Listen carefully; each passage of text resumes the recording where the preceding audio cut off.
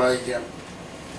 മത്തായിയുടെ സുവിശേഷം 16-ാം അധ്യായം അതിന്റെ 19-ാമത്തെ വാക്യം. സ്വർഗരാജ്യത്തിന്റെ താക്കോൽ ഞാൻ നിനക്ക് തരുന്നു. നീ ഭൂമിയിൽ കെട്ടുന്നതൊക്കെയും സ്വർഗത്തിൽ കെട്ടപ്പെട്ടിരിക്കും, നീ ഭൂമിയിൽ അഴിക്കുന്നതൊക്കെയും സ്വർഗത്തിൽ അഴിഞ്ഞിരിക്കും എന്ന് ഉത്തരം പറഞ്ഞു. പ്രാർത്ഥിക്കാം. സ്തോത്രം. സ്വർഗീയ പിതാവേ, നിന്നെ സ്തുതിക്കന്നെ, ആരാധിക്കന്നെ, മഹത്വപ്പെടുത്തുന്ന നാഥാ സ്തോത്രം. ഈ നല്ല പകൽക്കാലത്തിനായി നിന്നെ വാഴ്ത്തുന്നു. കർത്താവേ, അടിയങ്ങൾ നിന്റെ നാമത്തെ കൂടി വന്നിരിക്കുന്ന കർത്താവേ സ്തോത്രം. ഇന്നത്തെ ദിവസത്തെ അനുഗ്രഹിക്കണമേ.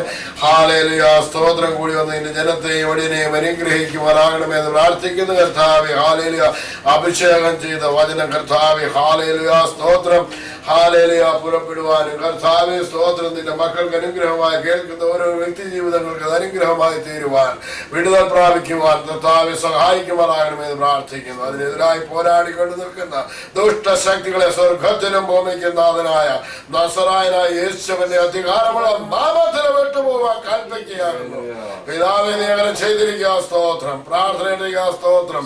ഹൃദയങ്ങളെ തുറക്കുകയാകുന്നു. ഹൃദയങ്ങളെ യേശുവിന്റെ നാമത്തില് ഹല്ലേലൂയ തുറന്നു തന്നിരിക്കുക. സ്തോത്രം. മാലും മഹത്വം എടുക്കണം യേശുവിന്റെ നാമത്തിൽ തന്നെ.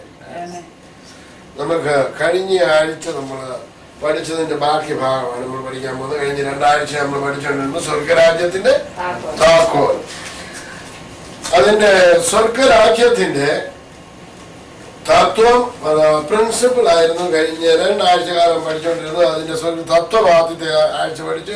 2ാമത്തെ ആഴ്ച അതിന്റെ മത്തായിയുടെ സുവിശേഷം 6-ാം അധ്യായത്തില് നാം എപ്പോഴും വായിക്കുകയും പറയുകയും കേൾക്കുന്ന ഒരു വചനമാണ്, മുമ്പേ അവന്റെ രാജ്യവും നീതിയും അന്വേഷിപ്പീൻ, അതോടുകൂടെ ഇതൊക്കെ നിങ്ങൾക്ക് കിട്ടും. അതുകൊണ്ട് നാളേക്കായി വിചാരപ്പെടരുത്, നാളത്തെ ദിവസം ധനിക്കാതെ വിചാരപ്പെടുമല്ലോ. അതാത് ദിവസത്തിന് അന്നത്തെ ദോഷം മതി എന്നുള്ള വചനത്തെ ആസ്പദമാക്കി കഴിഞ്ഞ ആഴ്ച നമ്മൾ പഠിക്കുവാനിടയായി. സ്തോത്രം. ഇന്ന് അതോടുകൂടി അതിന്റെ പ്രിൻസിപ്പിള് നമുക്ക് കാര്യങ്ങൾ മനസ്സിലായി. ഇനിയും സ്വർഗരാജ്യത്തിന്റെ താക്കോലിന്റെ മർമ്മപ്രധാനമായിട്ടുള്ള വിഷയത്തിലേക്ക് കിടക്കുകയാണ്. സ്തോത്രം. നമ്മൾ അതിന്റെ പ്രിൻസിപ്പിൾ മനസ്സിലായി. ദൈവരാജ്യം ഇപ്പൊ സ്വർഗരാജ്യം എവിടെ ഇരിക്കുന്നത് മനസ്സിലായി? Praise God. നമ്മുടെ ഹൃദയത്തിൽ ഇരിക്കുന്നു. സ്തോത്രം. എവിടെയാണ് നമ്മൾ നിക്ഷേപം സ്വരൂപിക്കേണ്ടത്? സ്തോത്രം. പുഴു എടുക്കുന്നതും കള്ളൻ, അതൊന്ന് വായിച്ചാണ്. പുഴുവും കള്ളനും ഒന്ന് വായിച്ചു. 6-ന്റെ 19-ാമത്തെ വാക്യം. പുഴുവ് തുരുമ്പ് കെടുക്കുകയും കള്ളന്മാർ തുറന്ന് മോഷ്ടിക്കുകയും ചെയ്യുന്ന ഈ ഭൂമിയിൽ നിങ്ങൾ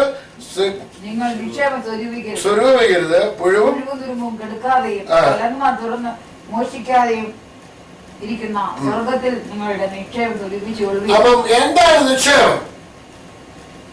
എവിടെയാണ് നിക്ഷേപിക്കേണ്ടത് എന്ന് നമ്മൾ കഴിഞ്ഞ ആഴ്ച പഠിച്ചു. എന്താണ് നിക്ഷേപം? ദൈവത്തിന്റെ മാറ്റമില്ലാത്ത വചനമാണെന്നും ഈ വചനം നമ്മുടെ ഹൃദയമാകുന്ന മാംസപ്പലകളിന്മേൽ എഴുതണമെന്നും അവിടെ എഴുതി സൂക്ഷിക്കണമെന്നും നമ്മൾ പഠിച്ചു, മനസ്സിലാക്കി. സ്തോത്രം. ഇനിയും സ്വർഗരാജ്യത്തിന്റെ താക്കോൽ പഠിക്കുമ്പോൾ നമുക്ക് വളരെ വ്യക്തമായിട്ട് മനസ്സിലാകും എന്താണ് ഇനി നമ്മൾ സ്വർഗരാജ്യത്തിന്റെ താക്കോൽ. Praise God.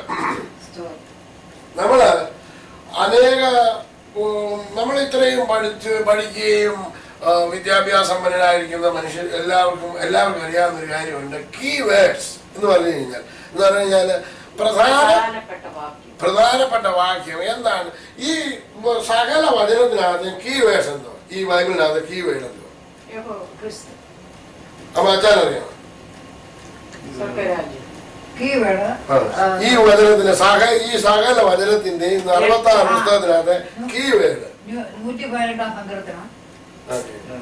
അല്ല, ഞാൻ മനസ്സിലാക്കിയിരിക്കുന്ന വചനം ഞാൻ പറയാം.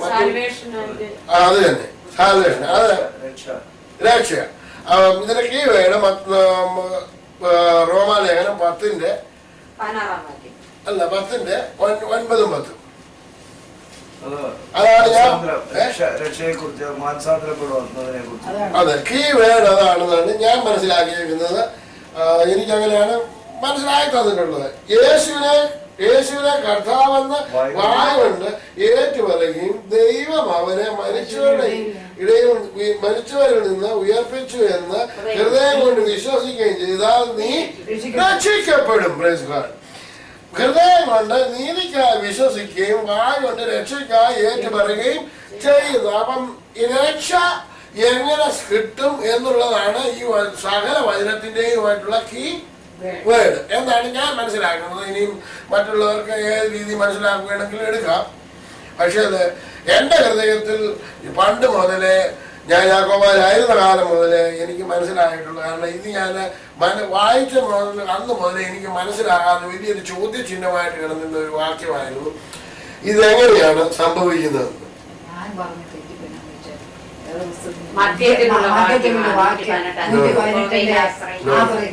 അത് മധ്യമല്ല, നമ്മള് സാൽവേഷൻ കീവേഡ്. അപ്പം കീവേഡ് എന്ന് പറഞ്ഞാൽ നമ്മള് താക്കോൽ വാചകം എന്ന് നമ്മൾ മലയാളത്തിൽ പറയുന്നു. കീവേഡ് അല്ലെന്നുണ്ടെങ്കിൽ ഇതിലെ പ്രധാന വിഷയം, പ്രധാനപ്പെട്ട കാര്യം.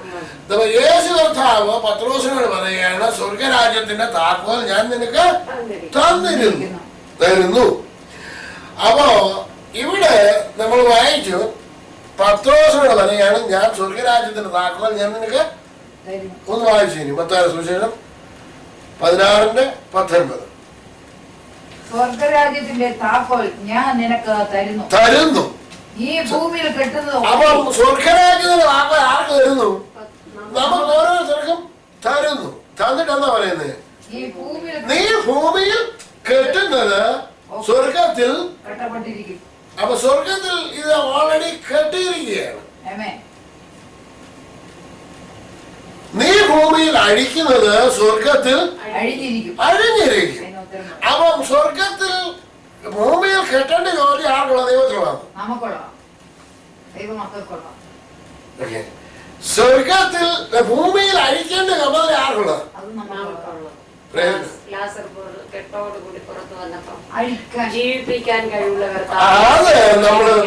അത് ഓരോരുത്തരും സാഹചര്യം അനുസരിച്ച് പ്രസംഗിക്കുന്നത്. ഞാൻ ആ വിഷയത്തിലേക്ക് ഒന്നല്ല കിടക്കുന്നത്. ഇതിന്റെ മർമ്മപ്രധാനമായി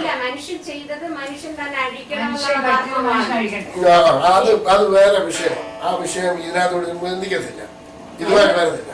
ആ വിഷയം ഇതിനകത്തോട് കയറുന്നില്ല. അത് ശരിയാ. പക്ഷെ എന്നുണ്ടെങ്കിൽ ആ വിഷയമല്ല ഈ വിഷയം. അത് ശരി. എന്നാലും മർമ്മപ്രധാനമായ കാര്യം ഞാൻ ഇപ്പൊ എന്ത് ചെയ്തിരുന്നാലും ഞാൻ തന്നെ അത് ചെയ്യണം. ഞാൻ തന്നെ ചെയ്യണം. അതല്ല നമ്മൾ പഠിച്ചു വരുന്നത്. നമ്മൾ ചെയ്യുന്നതിന് ആ വിഷയത്തിനെ പറ്റി അല്ല, അടിസ്ഥാനമല്ല നമ്മൾ പഠിച്ചുകൊണ്ടിരിക്കുന്നത്. നമ്മൾ പഠിക്കുന്നത് ഈ സകലത്തിന്റെയും ഈ മർമ്മ വാക്ക് എന്ന് പറഞ്ഞു കഴിഞ്ഞാൽ റെവലേഷൻ നോളജാണ്. കാരണം ഇത് ലാസറിനെ കർത്താവ് ഉയർപ്പിച്ച ഉടനെ കെട്ടുകൾ അഴിക്കാൻ പറഞ്ഞ് ആ അഴിപ്പിന്റെ കാര്യങ്ങളെ പറ്റി ഒന്നും അല്ല നമ്മൾ പഠിച്ചു കഴിഞ്ഞാൽ നമുക്ക് മനസ്സിലാകും. അതും ഈ വിഷയത്തിൽ പെടുന്നതല്ല. അല്ല, ആ കാലിൽ ഉരുട്ടുന്നതും ഈ കെട്ടഴിക്കുന്നതും ഒന്നും നമ്മളിപ്പോ പഠിക്കാൻ പോകുന്ന വിഷയത്തിൽ പെടുന്ന കാര്യങ്ങളല്ല. അതിനോടനുബന്ധിച്ച് സാഹചര്യത്തോടനുബന്ധിച്ചിട്ട് കർത്താവ് പറഞ്ഞ കാര്യങ്ങൾ അതിനനുബന്ധിച്ച് അത് നമുക്ക് ഓരോ വിഷയമായിട്ട് സ്പിരിച്വലായിട്ട് നമ്മളിനെ എടുക്കാം. പക്ഷെ ഈ വിഷയത്തിൽ വരത്തില്ല. ഇത് നമ്മൾ കർത്താവ് പറയുന്നത്, സ്വർഗരാജ്യത്തിന് താക്കോൽ ഞാൻ നിനക്ക് തരുന്നു. നീ ഭൂമിയിൽ കെട്ടുന്നത് എവിടെ കെട്ടിപ്പെട്ടിരിക്കും? ലാസറിനെ കെട്ടിയത് സ്വർഗത്തിൽ കെട്ടിയിരിക്കാന്നോ? അല്ല, എല്ലാവർക്കും കേട്ടിട്ടില്ല. നമ്മൾ ഭൂമിയിൽ ലാസറിനെ അഴിച്ചത് സ്വർഗത്തിൽ അഴിഞ്ഞിട്ടുമില്ല. ഭൂമിയിൽ അവരുടെ കല്ലറയിലെ കല്ല് മാറ്റിയതൊന്നും സ്വർഗത്തിൽ പോയിട്ടില്ല. സ്വർഗത്തിൽ ആ കല്ല് വെച്ചിട്ടുമില്ല. അപ്പൊ ആ വിഷയമല്ല ഇത്. ഈ വിഷയം എന്ന് പറയുന്നത് സ്വർഗരാജ്യത്തിന്റെ താക്കോൽ വിഷയമാണ്. ഞാൻ പറഞ്ഞു സ്വർഗരാജ്യത്തിന്റെ താക്കോൽ, കീസ് ഓഫ് ദി കിങ്ഡം അല്ലേ? അപ്പൊ സ്വർഗരാജ്യത്തിന്റെ താക്കോൽ ഞാൻ നിങ്ങൾക്ക് തരുന്നു. അത് എന്താണ്? അതിന്റെ ഏറ്റവും പ്രധാനപ്പെട്ട താക്കോലാണ്. ഒരു താക്കോലാണ്. എന്താണ്? നീ കെട്ടുന്നത് സ്വർഗത്തിൽ കെട്ടുമെന്നുള്ളത് ഒരു താക്കോലാണ്. നീ ഭൂമിയിൽ അഴിക്കുക എന്നുള്ളത് വേറൊരു താക്കോലാണ്. നമ്മൾ അഴിക്കുന്നത് സ്വർഗത്തിൽ അഴിയപ്പെട്ടിരിക്കും. സ്തോത്രം. ഇത് നമ്മൾ മനസ്സിലാക്കാൻ ആ വിഷയത്തിലേക്ക് കടക്കാൻ പോവാണ്. അപ്പൊ എങ്ങനെയാണ് നമ്മൾ ഈ അഴിക്കുകയും എങ്ങനെയാണ് കെട്ടുകയും ചെയ്യുന്നത്? സ്തോത്രം. ഇനി അതിന്റെ 18-ാമത്തെ അധ്യായത്തിൽ അതിന്റെ 18 പോലുള്ള വാക്യം വായിച്ചു.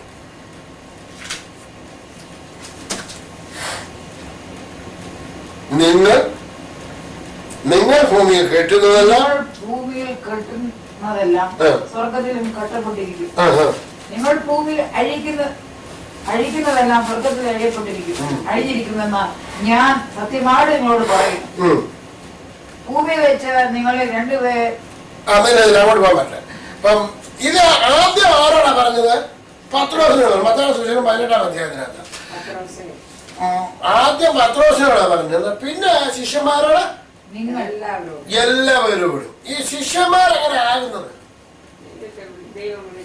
അവന്റെ കൽപ്പന അനുസരിച്ച് അവനെ അനുകരിക്കുന്നവരൊക്കെ അവന്റെ ശിഷ്യന്മാർ. അപ്പൊ നമ്മളൊക്കെ അവന്റെ ശിഷ്യഗണങ്ങളാണ്. അപ്പൊ നമ്മളോടാണ് ഈ പറയുന്നത്. നമ്മൾ ആരോടായി പറയുന്നത് അറിഞ്ഞില്ല എന്നുണ്ടെങ്കിൽ നമുക്കിത് മനസ്സിലാക്കാൻ പറ്റത്തില്ല. പറയാണ്, നിങ്ങൾ ഭൂമിയിൽ കെട്ടുന്നത് എവിടെ കെട്ടപ്പെട്ടിരിക്കും? സ്വർഗത്തിൽ കെട്ടപ്പെട്ടിരിക്കും. അപ്പൊ കെട്ടുവാൻ അധികാരം ആർക്ക് അതിനുണ്ട്? നമ്മള് ഭൂമിയിൽ അഴിക്കും. അഴിക്കുന്നൊക്കെ സ്വർഗത്തിൽ. അത് കൈ കൊണ്ടാണ് കെട്ടുന്നത്, കാല് കൊണ്ടാണ് കെട്ടുന്നത്? എങ്ങനെ കിട്ടുന്നത്? വാ കൊണ്ടാ കെട്ടുന്നത്. ഓക്കെ, അത് നമുക്ക് വാ കൊണ്ട് തന്നെയാണ് കെട്ടുന്നത്. നമുക്കൊന്നും അറിയണ്ടായിരുന്നു. സ്തോത്രം. നമുക്ക് സദൃശവാക്യത്തിലേക്ക് ഒന്ന് കിടക്കാം. സ്തോത്രം.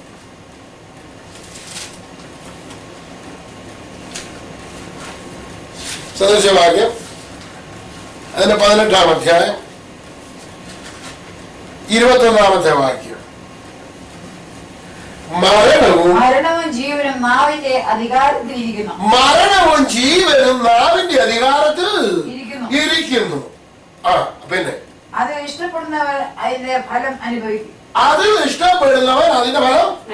അപ്പൊ ആരുടെ അധികാരത്തിലായിരിക്കുന്നത്? മരണവും ജീവനും. അപ്പം നാവിന്റെ അധികാരത്തിൽ എന്തിരിക്കുന്നു? അപ്പൊ എനിക്ക് ജീവിക്കണമെന്നുണ്ടെന്നുണ്ടെങ്കിൽ ഞാൻ എന്തോ ചെയ്യണം? എന്റെ നാവ് കൊണ്ട് നന്മ പറയണം. അത് നാവിന്റെ അധികാരത്തിലായിരിക്കുന്നത്. അപ്പൊ എന്റെ നാവിന്റെ അധികാരം അതിൽ ഇഷ്ടപ്പെടുന്നു അവർ അനുഭവിക്കും. അപ്പം നാവ് കൊണ്ടാണ് നമ്മള് പിന്നെ കേട്ടുന്നത്. അതിന്റെ ഇനി 12-ാം അധ്യായത്തിന്റെ സദൃശവാക്യം 12-ാം അധ്യായത്തിന്റെ 14-ാമത്തെ വാക്യം എന്ന് വായിച്ചു. തന്റെ വായുടെ ഫലത്താൽ മനുഷ്യൻ അനുഭവിച്ച് തൃപ്തനാവും. അപ്പൊ കൈകളുടെ ഫലത്താലാണ്. അപ്പൊ എന്താണ് നമ്മൾ കേട്ടുന്നത്? തന്റെ വായുടെ ഫലത്താൽ മനുഷ്യൻ നന്മ അനുഭവിച്ച് തൃപ്തനാകും. അപ്പൊ മനുഷ്യൻ നന്മ അനുഭവിക്കണം എന്നുണ്ടെങ്കിൽ അവൻ എന്ത് ചെയ്യണം? വായ സൂക്ഷിക്കണം. എന്ത് പറയുന്നത്? അപ്പൊ എന്തുകൊണ്ടാണ് നമ്മൾ കെട്ടുന്നത്? നമ്മുടെ നാവ് കൊണ്ടാണ് നമ്മൾ കെട്ടുകയും നമ്മുടെ നാവ് കൊണ്ടാണ് നമ്മൾ അഴിക്കുക. അപ്പൊ നമ്മുടെ താക്കോൽ എവിടെയാണ് ഇരിക്കുന്നത്? പ്രധാനപ്പെട്ട താക്കോൽ എവിടെ ഇരിക്കുന്നത്? നമ്മുടെ നാവിലാണ് താക്കോൽ തന്നിരിക്കുന്നത്. സ്വർഗരാജ്യത്തിന്റെ താക്കോൽ ഞാൻ നിനക്ക് തരുന്നു. പത്രോസിനോട് പറഞ്ഞു, സ്വർഗരാജ്യത്തിന്റെ താക്കോൽ ഞാൻ നിനക്ക് തരുന്നു. അപ്പൊ താക്കോൽ ആരെയിലിരിക്കുന്നത്? നമ്മുടെ ഓരോരുത്തരുടെയും കയ്യില് നമുക്ക് സ്വർഗരാജ്യത്തിന്റെ താക്കോൽ ഇരിക്കുന്നു. അത് അതിന്റെ ഫലത്താൽ അതിന്റെ നന്മ വായിച്ച് തന്റെ വായുടെ ഫലത്താൽ മനുഷ്യൻ നന്മ അനുഭവിച്ച്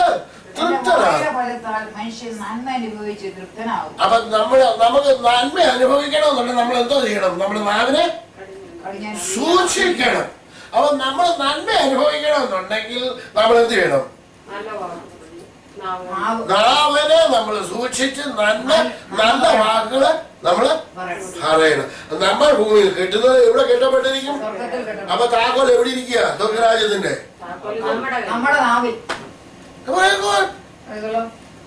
അപ്പൊ സ്വർഗരാജ്യം ഭൂമിയിൽ ആക്കുന്നത് ആരാ? ദൈവമാണ്. ഇത് ഞാനല്ല പറഞ്ഞത്. ഞാനാണ് പറഞ്ഞത്. അഭിനാരാ പറഞ്ഞത്. ദൈവവചനമാണ് പറയുന്നത്. ആദിയിൽ എന്തുണ്ടായിരുന്നു? വചനം എവിടെയായിരുന്നു? വചനം. അപ്പൊ ഇതാരാ പറയുന്നത്? ദൈവം പറയുന്നു, നീ ഭൂമിയിൽ കെട്ടുന്നത് സ്വർഗത്തിൽ. ദൈവത്തോട് പറയാം, കർത്താവേ നീ എന്റെ കുഞ്ഞിന്റെ രോഗത്തെ മാറ്റണമേ എന്ന് പറഞ്ഞാൽ കർത്താവ് മാറ്റുമോ? മാറ്റുമോ? മാറ്റുന്നില്ലയോ? നമുക്ക് അധികാരം തന്നിട്ടുണ്ട്. രണ്ടും പറയുന്നത് കർത്താവ് എന്റെ കുഞ്ഞിന്റെ രോഗത്തെ മാറ്റണമേ എന്ന് കർത്താവിനോട് പറഞ്ഞ കർത്താവ് മാറ്റുമോ? നമ്മൾ മാറ്റണം. Praise God.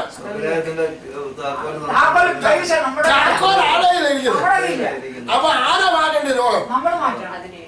നമ്മുടെ നാവുകൊണ്ട് പറയണം. അപ്പം എന്നെ ഒരു കമ്പനിയുടെ മാനേജരായിട്ട് അല്ലെന്നുണ്ടെ അച്ഛനെ അമ്മാമ്മയെ അല്ലെന്നുണ്ടെ ആരെയെങ്കിലും ഒരാളെ ഒരു കമ്പനിയുടെ മാനേജരായിട്ട് ഒരാള് നിയമിച്ചു. പുള്ളിക്ക് എല്ലാ അധികാരങ്ങളും കൊടുത്തു, എല്ലാ താക്കോലും കൊടുത്തു. എന്നിട്ട് പുള്ളിക്ക് ഒരു പ്രശ്നം വന്നോണ്ടെ മുതലാളിയെ വിളിച്ചിട്ട് മുതലാളിയെ ഇങ്ങോട്ട് ഓടി വന്നാൽ ഇവിടെ വന്നൊന്ന് ശരിയാക്കി തന്നെ ഈ മിഷൻ വർക്ക് ചെയ്യുന്നില്ലെന്ന് വിളിച്ചു പറഞ്ഞ മുതലാളി എന്താ പറയും? എനിക്കിപ്പോ വരാൻ സാധ്യമല്ല. നിന്റെ കയ്യിലാണ് ഞാൻ ഇതെല്ലാം ഏൽപ്പിച്ചേക്കുന്നത്. ആരല്ലേ അപ്പൊ നിന്റെ കൈ തന്നിരിക്കുക. നീ കർത്താവ് എനിക്ക് രോഗം വന്ന് എന്റെ രോഗത്തെ നീ സൗഖ്യമാക്കണ കർത്താവ് എന്താ പറയും? നിന്റെ കയ്യിലാണ് തന്നേക്കുന്നത്. കർത്താവ് നീ ആടിപ്പഴുള്ള കാലം തൊട്ട് നീ എന്നെ സൗഖ്യമാക്കണം എന്ന് പറഞ്ഞ കർത്താവ് പറയും. നീ ആടിപ്പഴുള്ള കാലം കൊണ്ട് ഞാൻ വരുന്നെന്ന് പറയുമോ? നോ, കർത്താവ് വരുമെന്ന് പറയുന്നില്ല. കർത്താവ് മരിച്ചു, അടക്കപ്പെട്ടു, ഉയർത്തെഴുന്നേറ്റു. അതിനുശേഷം ആരെങ്കിലും സൗഖ്യമാക്കിയതായിട്ട് ദൈവത്തിനകത്തുണ്ടോ? അപ്പൊ കർത്താവ് നീ സൗഖ്യമാക്കണമെന്ന് പറഞ്ഞാൽ കർത്താവ് വന്ന് സൗഖ്യമാക്കിയ ഇങ്ങനെ അപ്പോസ്തലന്മാർ ചെയ്തിട്ടുണ്ടോ? നിങ്ങൾ ഞാൻ ചെയ്യുന്നതിൽ അധികം ആര് ചെയ്യുന്നത്? കർത്താവ് ചെയ്യുന്നതാണ്. സ്വർഗീയ ആത്മാവിനെ നമ്മുടെ മേൽ പകർന്നു, ആത്മാവിന്റെ ശക്തി കൊണ്ട് നമ്മുടെ വാ കൊണ്ട് സംസാരിക്കുന്നു. പറഞ്ഞു യേശുവിന്റെ നാമത്തിൽ പറഞ്ഞ റൂളുമുണ്ട് അതിനെങ്ങനെയാണ്. സുവിശേഷം 1-ാം അധ്യായം 12-ാമത്തെ വാക്യം വായിച്ചു. 11-12 വാക്യം. 14-ന്റെ സുശേഷം 14-ാം അധ്യായത്തിന് 11-12 വാക്യം. ഞാൻ പിതാവിലും പിതാവ് എന്നിലും എന്നെ വിശ്വസിപ്പീൻ, അല്ലെങ്കിൽ പ്രവൃത്തി നിമിത്തം എന്നെ വിശ്വസിപ്പീൻ. പിന്നെ ആമീൻ ആമീൻ ഞാൻ നിങ്ങളോട് പറയുന്നു, ഞാൻ ചെയ്യുന്ന പ്രവൃത്തി എന്നിൽ വിശ്വസിക്കുന്ന ഏവനും ചെയ്യും. ഒന്നുകൂടെ ഏറ്റു പറഞ്ഞു എല്ലാവരും കൂടെ. ഞാൻ നിങ്ങളോട് പറയുന്നു, ഞാൻ ചെയ്യുന്ന പ്രവൃത്തി എന്നിൽ വിശ്വസിക്കുന്ന. അപ്പം നമ്മൾ വിശ്വസിക്കണമല്ലേ? അപ്പൊ ആര് ചെയ്യും? ഞാൻ ചെയ്യും. പറഞ്ഞാൽ ഞാൻ ചെയ്യും. ഞാൻ അവനെ വിശ്വസിക്കുന്നതുകൊണ്ട് അവൻ ചെയ്ത പ്രവൃത്തി ഞാനും ചെയ്യും. അടുത്തത് ഞാൻ പിതാവിന്റെ അടുക്കൽ പോകുന്നത് കൊണ്ട് അതിൽ വലുതും ആര് ചെയ്യും? ഞാൻ ചെയ്യും. അപ്പൊ നമ്മൾ കർത്താവിനോട് കർത്താവ് നമ്മളെ ഏൽപ്പിച്ചിരിക്കുകയാണ് ചെയ്യുവാൻ. അപ്പൊ നമ്മൾ കർത്താവിനോട് പറഞ്ഞ കർത്താവെ നീ വന്ന് ചെയ്യണമെന്ന് പറഞ്ഞാൽ കർത്താവ് വന്ന് ചെയ്യാമെന്ന് ഇവിടെ പറഞ്ഞു തന്നിട്ടുണ്ട്. അപ്പൊ താക്കോൽ ആരുടെ ഇരിക്കുന്നു? സ്വർഗ രാജ്യത്തിന്റെ താക്കോൽ ആരുടെ ഇരിക്കുന്നു? സ്തോത്രം. സ്വർഗരാജ്യത്തിന് താക്കോൽ ആരുടെ ഇരിക്കുന്നു? നീ ഭൂമിയിൽ കെട്ടുന്നത് സ്വർഗത്തിൽ കേട്ടപ്പെട്ടിരിക്കും, നീ ഭൂമിയിൽ അഴിക്കുന്നത് സ്വർഗത്തിൽ അഴിഞ്ഞിരിക്കും. Praise God. സ്തോത്രം.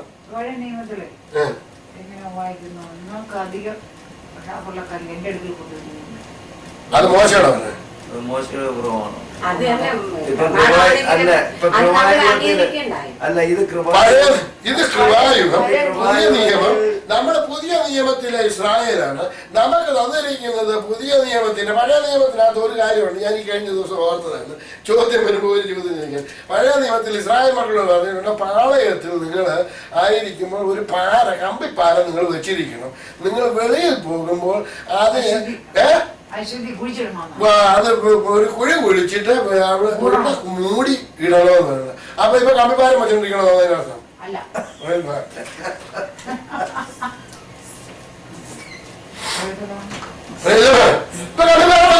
പഴയ നിയമത്തിലെ നിയമമല്ല നമുക്ക് തന്നിരിക്കുന്ന പുതിയ നിയമം. സ്വർഗരാജ്യത്തിന് താക്കോൽ ഞാൻ നിങ്ങൾക്ക് തരുന്നു. നിങ്ങൾ ഭൂമിയിൽ കെട്ടുന്നത് സ്വർഗത്തിൽ കെട്ടപ്പെട്ടിരിക്കും, നിങ്ങൾ ഭൂമിയിൽ അഴിക്കുന്നത് സ്വർഗത്തിൽ അഴിഞ്ഞിരിക്കും. Praise God. പലസ്തീൻ ഇസ്രായേലിനോട് യുദ്ധത്തിന് വന്നപ്പോൾ പ്രൈസ് ഗോഡ് ഇസ്രായേൽ മക്കൾ മുഴുവനും ദൈവത്തോട് പറഞ്ഞില്ല, കർത്താവേ പിതാവേ ഹല്ലേലൂയ, ഈ ഫലസ്തീൻ വന്ന് നിൽക്കുന്നു, ഞങ്ങൾക്ക് യുദ്ധത്തിനായി നീ സഹായത്തിനായി വരണമെന്ന് ആരും പ്രാർത്ഥിച്ചില്ല. ആരെയും പ്രാർത്ഥിച്ചോ? സ്തോത്രം. നമുക്ക് ആ വാക്യം മുമ്പ് എടുത്ത് തന്നെ ഒരു വാക്യം ഒന്നുകൂടെ വായിക്കാം. സ്തോത്രം. 1 ശമൂവേൽ 17-ാം അധ്യായത്തിന്റെ അത് പഴയ നിയമം. പഴയ നിയമം ദൈവത്തിന്റെ നാമത്തിലാണ് എന്ന് പറയും. സ്തോത്രം. കൃപായുഗം. നമുക്ക് അവിടെ കടക്കാൻ പോവുകയാണ്. 17:45-46 ദാവീദ് ഫലസ്തീനോട് പറഞ്ഞത്, നീ വാളും കുന്തവുമായി വേലുമായി എന്റെ നേരെ വരുന്നു, ഞാനോ നീ നിന്നിട്ടുള്ള ഇസ്രായേൽ നിരകളുടെ ദൈവമായ സൈന്യങ്ങളുടെ യഹോവയുടെ നാമത്തിൽ വരുന്ന പ്രൈസ് ഗോഡ്. സ്തോത്രം. ആ താക്കോലിന്റെ ഏറ്റവും വലിയ നാമമാണ് 17:45. 1 ശമൂവേൽ 17:45. മുമ്പ് നമ്മൾ ധ്യാനിച്ച വചനമാണ്. 17:45 എവിടെയാണ്? ആരുടെ നാമത്തിലാണ് വരുന്നത്? ഏതാണ് ഏറ്റവും വലിയ താക്കോൽ? ഏതാണ്? ദൈവത്തിന്റെ നാമം. നമുക്ക് തന്നിരിക്കുന്ന നാമം ഏതാണ്? സ്തോത്രം. ദൈവമോ അവനെ ഏറ്റവും ഉയർത്തി സകല നാമത്തിനും മേലായ നാമം നൽകി. അവന്റെ നാമത്തിന് ഭൂലോകരുടെയും അധോലോകരുടെയും സ്വർലോകരുടെയും മുഴങ്കാലൊക്കെയും മടങ്ങുകയും യേശു കർത്താവ് എന്ന് അവന്റെ ഏറ്റു പറയുകയും ചെയ്യേണ്ടി വരും. അപ്പൊ അവന്റെ നാമം ആർക്ക് തന്നിരിക്കുകയാണ്? നമുക്ക് ഓരോരുത്തർക്കും തന്നിരിക്കുകയാണ്. അവന്റെ താക്കോലിന്റെ ഏറ്റവും മർമ്മപ്രധാനമായ ഒരു താക്കോലാണ് യേശുവിന്റെ നാമം. Praise God. അവന്റെ നാമത്തിൽ നമുക്ക് എന്തുണ്ട്? രോഗസൗഖ്യം ഉണ്ട്. അവന്റെ നാമത്തിൽ ഭൂതങ്ങൾ വിട്ടുപോകും. അവന്റെ നാമത്തിൽ ദൈവത്തിന്റെ നാമം. അതാ ഫിലിപ്പി ലേഖനം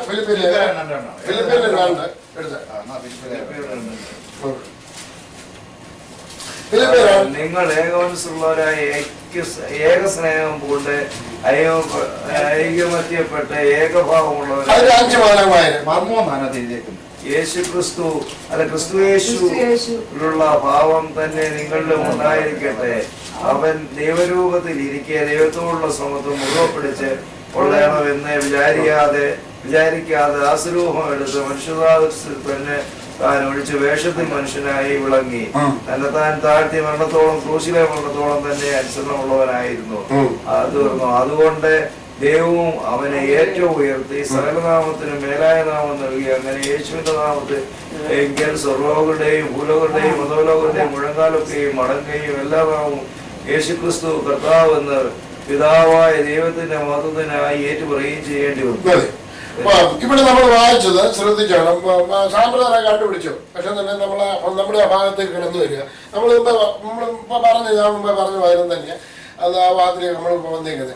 അതിന്റെ 8-ാമത്തെ വാക്യം ഒന്ന് 6 മുതൽ അവൻ ദൈവത്തിന്റെ ദൈവസ്വരൂപത്തിലിരിക്കെ ദൈവത്തോടുള്ള സമത്വം മുറുകെ പിടിച്ചുകൊള്ളണമെന്ന് വിചാരിക്കാതെ ദാസരൂപം എടുത്ത് മനുഷ്യ സാദൃശ്യത്തിലായി എന്ന് പറഞ്ഞാൽ നമ്മുടെ സാദൃശ്യത്തിലായി തന്നെത്താൻ ഒഴിച്ച് വേഷത്തിൽ മനുഷ്യനായി വിളങ്ങി തന്നെത്താൻ താഴ്ത്തി മരണത്തോളം ക്രൂശിലെ മരണത്തോളം തന്നെ അനുസരണമുള്ളവനായി തീർന്നു. അതുകൊണ്ട് ദൈവവും അവനെ ഏറ്റവും ഉയർത്തി. പിന്നെ അങ്ങനെ ഏറ്റവും ഉയർത്തി. പിന്നെ സകല ഇനി നിർത്തിക്ക സകല നാമത്തിലും. നമ്മൾ എന്തിനെ പറ്റി പഠിച്ചോണ്ടിരിക്കുന്നത്? അല്ല സ്വർഗരാജ്യത്തിന്റെ താക്കോൽ. നമ്മുടെ സ്വർഗരാജ്യത്തിന്റെ താക്കോല പഠിച്ചോണ്ടിരിക്കുന്നത്. അവരെ ഏറ്റവും സകല നാമത്തിലും മേലായ നാമം നൽകി. അപ്പൊ ഇനി ഞാൻ ചോദിക്കട്ടെ, സകല നാമം എന്ന് പറയുന്നത് ഏതൊക്കെ നാമമുണ്ടോ എന്ന് പറഞ്ഞു? എല്ലാ നാമം ഈ ലോകത്തിലുള്ള സകല വിളിക്കപ്പെടുന്ന സകല നാമവും. അത് ഇനി എഫേസ് ലേഖനം കൂടെ നിർത്തും. അതൊന്നുകൂടെ ക്ലിയർ ചെയ്ത് നമ്മളെ ഇത് മാറ്റരുത്. ഇത് മാറ്റാതെ തന്നെ അവിടെ തന്നെ നിന്നോണം. ഒരടയാളം വെച്ചോളൂ. എഫേസ് ലേഖനം 1-ന്റെ 1:21 മുതൽ വായിച്ചു.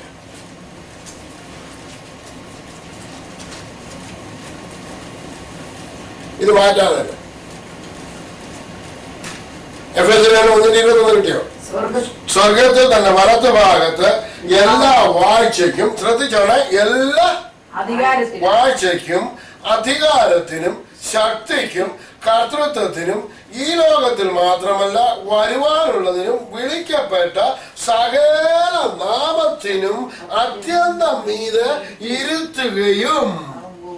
ഓക്കെ, മറ്റേ അവിടെ പിന്നെ പോകാൻ പറ്റില്ല. അപ്പൊ എവിടെ ഏതിന്റെ മേലിലാണ് ഇരുത്തിയേക്കുന്നത്? സകല വിളിക്കപ്പെടുന്ന സകല നാമത്തിനും മീതെ അത്യന്തം മീതെ ഇരുത്തിയിരിക്കുകയാണ്. കിഡ്നിഷാണ് ഒരു നാമമാണ്. അതിന്റെ മേളിലാണ് യേശു, യേശുവിന്റെ നാമം. അതോ തീർച്ചയാണ്. ക്യാൻസർ ഒരു നാമമാണ്. അതാണ് അർബുദം എന്ന് നമ്മൾ പറയുന്നത്. ക്യാൻസർ ഒരു നാമമാണ്. അതിന്റെ മേളിലാണോ യേശുവിന്റെ നാമം? അവൻ ആ മുഴകാൽ മടക്കും. മുഴകാൽ മടക്കും. ക്യാൻസർ മുഴകാൽ മടക്കും. എന്തുകൊണ്ട് മടക്കും? യേശുവിന്റെ നാമം അവന്റെ നാമത്തിലും വലിയ നാമമായതുകൊണ്ട്. കിഡ്നി സ്റ്റോണ് മുഴകാല് മടക്കും. ഹാർട്ട് അറ്റാക്ക് മുഴകാല് മടക്കും. കാഴ്ച ഇല്ലാത്ത ബ്ലൈൻഡ്നെസ് നടക്കും. മുഴകാല് യേശുവിന്റെ നാമം അതിന് വലിയ നാമമായത്. അതിന്റെ നാമം അവന്റെ നാമത്തേക്ക് മടക്കും. അല്ലേ? ചെവി തുറക്കും. അവന്റെ നാമം വലിയ നാമമാകയാൽ സ്തോത്രം. അത് വലിയൊരു താക്കോലാണ്. സ്തോത്രം. ഈ താക്കോൽ ഇട്ടാണ് സകലതും തുറക്കുന്ന താക്കോലാണ്. സ്തോത്രം. അത് കെട്ടുവാനുള്ള അധികാരം ആർക്ക് തന്നിരിക്കുകയാണ്? ദൈവം എനിക്ക് നിനക്ക് തന്നിരിക്കുകയാണ്. നിങ്ങൾ കെട്ടുന്നത് സ്വർഗത്തിൽ കെട്ടപ്പെട്ടിരിക്കും. നിങ്ങൾ അഴിക്കുന്നത് സ്വർഗത്തിൽ അഴിഞ്ഞിരിക്കുന്നത്. അത് അവന്റെ വചനമാണ്. സ്തോത്രം. അവന്റെ നാമം ഉപയോഗിച്ച് അത് തുറക്കുവാനും അവന്റെ നാമം ഉപയോഗിച്ച് അത് അഴിക്കുവാനും യേശുവിന്റെ നാമത്തിൽ വിടുതലെടുക്കുവാനും നമുക്ക് ഓരോരുത്തർക്കും അധികാരം തന്നിരിക്കുക. സ്തോത്രം. യേശുവിന്റെ നാമത്തില് ഈ രോഗബന്ധനത്തെ ഞാൻ അഴിക്കുന്നു എന്ന് പറയുമ്പോൾ അത് സ്വർഗത്തിൽ അഴിഞ്ഞിരിക്കും. സ്വർഗരാജ്യത്തിന്റെ താക്കോല് സ്തോത്രം അഴിക്കുവാനും കെട്ടുവാനും അധികാരം ആർക്ക് തന്നിരിക്കുകയാണ്? നമുക്ക് തന്നിരിക്കുകയാണ്. Praise God. ഹല്ലേലൂയ. ഹല്ലേലൂയ. ഒരു വ്യക്തിക്ക് ദൈവം കൊടുത്തിട്ടില്ല, എല്ലാവർക്കും തന്നിരിക്കുകയാണ്. അത് വിശ്വാസത്താലാണ് പ്രാപിക്കേണ്ടത്. അത് വിശ്വാസത്താലാണ് പ്രാപിക്കേണ്ടത്. അത് വിശ്വാസത്താൽ നമുക്ക് നീതീകരണം നമുക്ക് ലഭിച്ചതുപോലെ സകലത് നമുക്ക് വിശ്വാസത്താൽ നമുക്ക് തന്നിരിക്കുകയാണ്. എങ്ങനെയാണ് നമ്മൾ കർത്താവിന്റെ രക്ഷിതാവായി സ്വീകരിക്കുന്നത്? അത് വിശ്വാസത്താലാണ് പ്രാപിക്കുന്നത്. അവന്റെ വിശ്വാസത്തിലുള്ള വിശ്വാസത്താൽ നമുക്ക് എല്ലാ കാര്യങ്ങളും എങ്ങനെയാണ് പ്രാപിക്കുന്നത്? വിശ്വാസത്താലാണ് പ്രാപിക്കുന്നത്. വിശ്വാസം കേൾവിയാലും കേൾവി. സ്തോത്രം. രോഗം വരുന്നതിന് മുന്നേ എന്തോ ചെയ്യണം? രോഗത്തെ ലോകത്തിൽ എന്തുണ്ട്? രോഗമുണ്ട്. നമ്മൾ അതിനെ അതിജീവിക്കണം. അതിനുള്ള ശക്തി നമുക്ക് ദൈവം നമുക്ക് തന്നിട്ടുണ്ട്. എനിക്ക് ഈ ലോകത്തിന്റെ ആവശ്യമില്ല. എന്റെ കർത്താവ് എന്നോട് കൂടെയുണ്ട്. യേശുവിന്റെ നാമത്തില് ദുഷ്ടശക്തിയെ വിട്ടുപോകാൻ ഞാൻ നിന്നോട് കൽപ്പിക്കുന്നു. ഇനി അടുത്ത മാസം വരുന്നുണ്ടെ എന്താ വരാൻ പോകുന്നു? ഫ്ലൂ വരാൻ പോകുന്നു. ഷോട്ട് എടുക്കുക. എല്ലാവരും ഷോട്ട് എടുത്തോണ്ട് എന്തിനു വേണ്ടിയാണ്? അപ്പൊ എല്ലാവർക്കും എന്തോ അറിയാം? ഫ്ലൂ വരുമെന്ന് എല്ലാവർക്കും അത് ഈ പരക്കെ അമേരിക്ക എല്ലാവർക്കും അറിയാവുന്ന ഒരു കാര്യമാണ്. അതുകൊണ്ട് ഷോട്ട് എടുത്തുകൊണ്ടിരിക്കണം. അപ്പൊ ഫ്ലൂ വരും. അതിനു മുമ്പ് ഞാൻ എന്ത് ചെയ്യണം? ഷോട്ട് എടുക്കണമെന്ന്. നമ്മൾ വിശ്വാസമായിരിക്കുന്നവർ എന്താ പറയണം? എനിക്ക് ആ ഫ്ലൂ വേണ്ട. യേശുവിന്റെ നാമത്തില് ആ ഷോട്ട് നമ്മൾ നേരത്തെ എടുക്കണം. ഏത് ഷോട്ട് എടുക്കണം?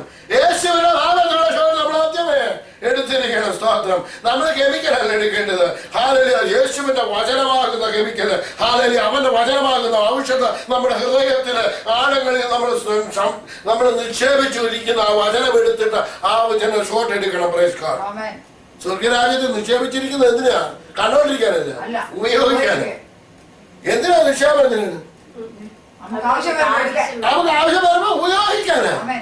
നിശ്ചയം സ്വരൂപിച്ച് വെക്കാൻ വേണ്ടി മാത്രമല്ല, ആവശ്യമുള്ളപ്പോൾ എടുത്ത് ചെലവാക്കാൻ വേണ്ടിയുള്ള. Praise God. ദുഷ്ടനെ കാണുന്നുണ്ട് യേശുവിന്റെ നാമത്തിൽ വിട്ടുപോകുമെന്ന് നിന്നോട് കൽപ്പിക്കുന്നു. Praise God. യേശു എന്നാണ് പറഞ്ഞത്. ദുഷ്ടൻ വന്നിട്ട് പറയുകയാണ്, നീ ദൈവത്തിനെങ്കിൽ ഈ കലിയോട് അപ്പമാകുവാൻ കൽപ്പിക്കാൻ പറഞ്ഞു. യേശു എന്ന് പറഞ്ഞു. സ്തോത്രം. മനുഷ്യൻ അപ്പം കൊണ്ട് മാത്രമല്ല ദൈവത്തിന്റെ വായിൽ നിന്ന് വരുന്ന സകല വചനം കൊണ്ട് ജീവിക്കുന്നു എന്ന് എഴുതിയിരിക്കുന്നു എന്ന് പറഞ്ഞു. അപ്പൊ ഏത് താക്കോലാണ് ഉപയോഗിച്ചത്?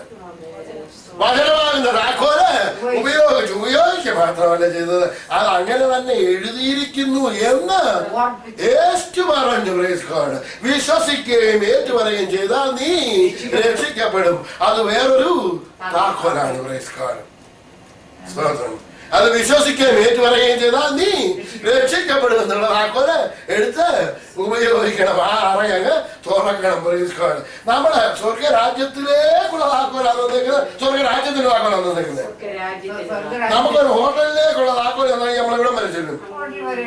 ഹോട്ടലിൽ വരെ ചെല്ലും. ഹോട്ടലിലെ താക്കോൽ എന്നാലോ അകത്ത് കയറി ചെന്ന് എല്ലാ കാര്യങ്ങളിലും എവിടെ വേണമെങ്കിലും നമുക്ക് പ്രവേശിക്കുവാനുള്ള അധികാരം അവകാശം നമുക്ക് ഉണ്ട്. കാരണം അതിന്റെ താക്കോലാണ് നമ്മുടെ കയ്യിലിരിക്കുന്നത് എന്ന് പറഞ്ഞതുപോലെ സ്വർഗരാജ്യത്തിന്റെ താക്കോല് നമുക്ക് ഓരോരുത്തർക്കും തന്നിരിക്കുകയാണ്. അത് ഇതാണ്, അവന്റെ വചനമാകുന്ന താക്കോലാണ്. ഇതെടുത്ത് ഉപയോഗിക്കേണ്ട ചുമതല ആർക്ക്? എനിക്കും നിനക്കും ഉള്ളതാണ്. ഇതെടുത്ത് എങ്ങനെയാണ് പിതാവേ നിന്റെ വചനത്തിൽ ഇങ്ങനെ എഴുതിയിരിക്കുന്നു എന്നുള്ള താക്കോലെടുത്ത് ഉപയോഗിക്കുമ്പോൾ ഓരോന്നും സ്വർഗ നമ്മൾ ഭൂമിയിൽ അഴിക്കുന്ന സ്വർഗത്തിൽ അഴിയപ്പെട്ടിരിക്കും. നിങ്ങൾ ഭൂമിയിൽ കെട്ടുന്ന സ്വർഗത്തിൽ അഴിഞ്ഞിരിക്കും, കെട്ടപ്പെട്ടിരിക്കും. നമ്മൾ പലരും ഇപ്പൊ എന്താ ചെയ്യുന്നറിയാം? പലരും അറിയാതെ നമ്മളെ വാഗൊണ്ട് തന്നെ ചില കാര്യങ്ങൾ അറിയാതെ തന്നെ അഴിക്കാൻ കിട്ടുകയൊക്കെ ചെയ്യും.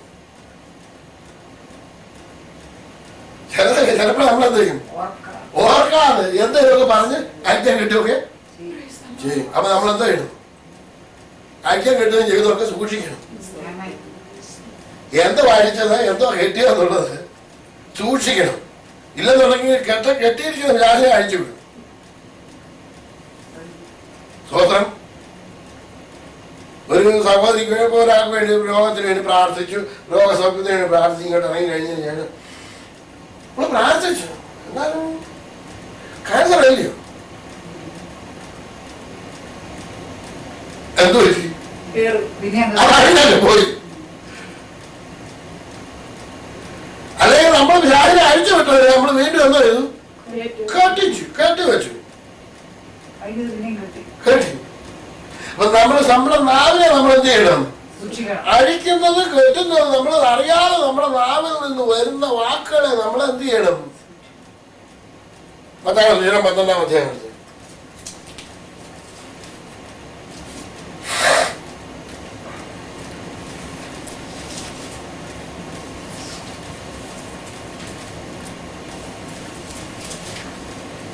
വാക്യം അല്ല 35-ാമത്തെ വാക്യം. നല്ല മനുഷ്യൻ തന്റെ നല്ല നിക്ഷേപത്തിൽ നിന്ന് നല്ലത് പുറപ്പെടുവിക്കുന്നു, ദുഷ്ട മനുഷ്യൻ ദുർനിക്ഷേപത്തിൽ നിന്ന് തീയത് പുറപ്പെടുവിക്കുന്നു. എന്നാൽ മനുഷ്യൻ പറയുന്ന ഏത് നിസാര വാക്കിനും ന്യായവിധി ദിവസത്തിൽ കണക്ക് ബോധിപ്പിക്കേണ്ടി വരുമെന്ന് ഞാൻ നിങ്ങളോട് പറയുന്നു. നിന്റെ വാക്കുകളാൽ നീ നീതീകരിക്കപ്പെടുകയും നിന്റെ വാക്കുകളാൽ നീ കുറ്റം വിധിക്കപ്പെടുകയും ചെയ്യും. അപ്പൊ നീതീകരണം എങ്ങനെ കിട്ടുന്നത്? നമ്മുടെ അപ്പൊ നീതി പ്രവർത്തി കൊണ്ടാണ് നമുക്ക് നീതീകരണം കിട്ടുന്നത്. നിങ്ങളുടെ നീതി പ്രവർത്തികളൊക്കെ കാരണം ചൂടി പോലെയാകുന്നു. സ്തോത്രം. അപ്പൊ നല്ലത് ഏതാ? സ്വർഗരാജ്യത്തിൽ പോകാന്ന് പറഞ്ഞുകൊണ്ടിരിക്കുന്ന ജനത്തിന് എന്തോ കിട്ടുന്നുണ്ട്? ഒന്നും കിട്ടുന്നില്ല. സ്വർഗരാജ്യത്തിൽ ആർക്കും ആൻ പറ്റുന്നില്ല. എങ്ങനെ കിട്ടുന്നത്? നമ്മുടെ നാവ് കൊണ്ടാണ്. സ്തോത്രം. സ്തോത്രം. ഇനിയും സ്വർഗരാജ്യത്തിന്റെ താക്കോലിന് എത്ര താക്കോൽ ഇപ്പൊ കിട്ടി?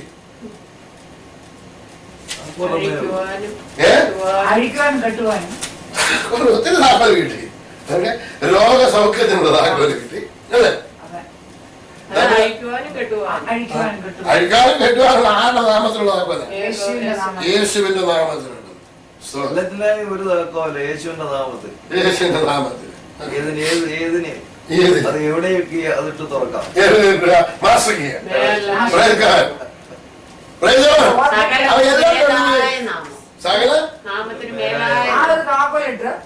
എല്ലാം തുറക്കാം. തുറക്കാൻ പറ്റാത്ത ചില താക്കോലൊക്കെ ഉണ്ട്, തുറക്കാൻ പറ്റാത്ത ചില കാര്യങ്ങളൊക്കെ ഉണ്ട്. അങ്ങോട്ട് കയറാൻ പോകുക. അതിന് വേറെ താക്കോൽ ഉപയോഗിക്കണം. ചിലയിടത്ത് എന്ത് ചെയ്യണം, ഈ താക്കോൽ ഉപയോഗിക്കാൻ പറ്റത്തില്ല. നമ്മൾ ഈ കെട്ടി കഴിക്കുകയും ചെയ്യുന്നതിന് മുമ്പ് ഒരു ഈ വാക്യം അദൃശ്യവാക്യം 18 അത് 21 വായിച്ച് നമുക്ക് എളുപ്പം മനസ്സിലാവും. മരണവും ജീവനും നാവിന്റെ അധികാരത്തിലിരിക്കുന്നു. അത് ഇഷ്ടപ്പെടുന്നവർ അതിന്റെ ഫലം അനുഭവിക്കും. അത് ഓർത്താൽ നമുക്ക് പെട്ടെന്ന് നമുക്ക് പിടി കിട്ടും. നമ്മുടെ അധികാരം ദൈവം തന്നിട്ടുണ്ട് പെട്ടെന്ന്. എനിക്ക് അങ്ങനെ കിട്ടുകൊണ്ട് ഞാൻ പറയാം. അത് ഓർക്കുമ്പോ അധികം നമ്മുടെ നാവിൽ തന്നെ ഉണ്ടല്ലോ. എന്നാലും നാവ് നമ്മൾ സൂക്ഷിക്കും. വേദോദശവാക്യം 10-ാം അധ്യായത്തിൽ അതിന്റെ 19-ാമത്തെ വാക്യം വായിച്ചു.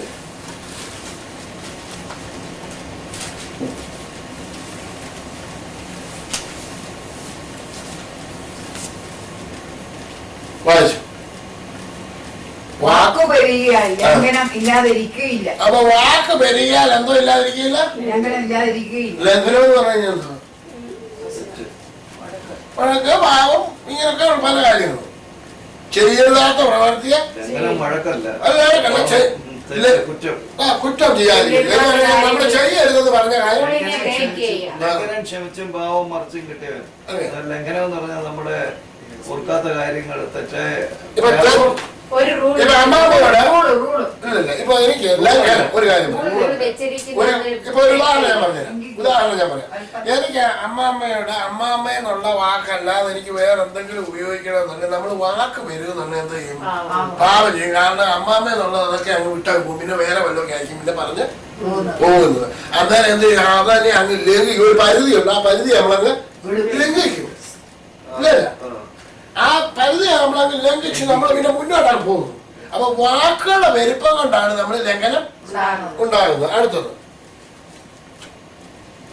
അതരങ്ങളെ അടയ്ക്കുന്നവന് ബുദ്ധിമാൻ. പിന്നെ അതിനടുത്തത് അതിന്റെ 21-ാമത്തെ വാക്യം, നീതിമാന്റെ നാവ് മേൽത്തരമായ 20-ാമത്തെ വാക്യം, നീതിമാന്റെ നാവ് മേൽത്തരമായ വെള്ളി, ദുഷ്ടന്റെ ഹൃദയമോ നിസാരം. പിന്നെ അടുത്തത്, നീതിമാന്റെ അധരങ്ങൾ പലരെയും പോഷിപ്പിക്കും. നീതിമാന്റെ അധരം, നമ്മളെ അധരം ആരെ പോഷിപ്പിക്കുന്നതാണ്? പലരെയും പോഷിപ്പിക്കത്തക്ക രീതിയിലായിരിക്കണം. അപ്പൊ അധരം കൊണ്ട് എന്ത് ചെയ്യണം, നമ്മള് പോഷിപ്പിക്കണം. എന്തുകൊണ്ടാണ് പോഷിപ്പിക്കേണ്ടത്? അവന്റെ വചനം, അവന്റെ മന്ന കൊടുത്ത് നമ്മള് പോഷിപ്പിക്കണം. അത് അനേകം ദരിദ്ര കർത്താവായ യേശു ക്രിസ്തു വന്നപ്പോ ഒരു അധ്യായം വായിച്ചായിരുന്നു. എന്തായിരുന്നു വായിച്ചത്?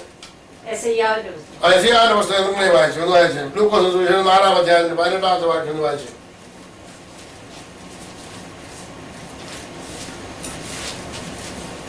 പലപ്പോഴും ഘോഷിക്കുന്നത് മോസ്തുതിയാണ്.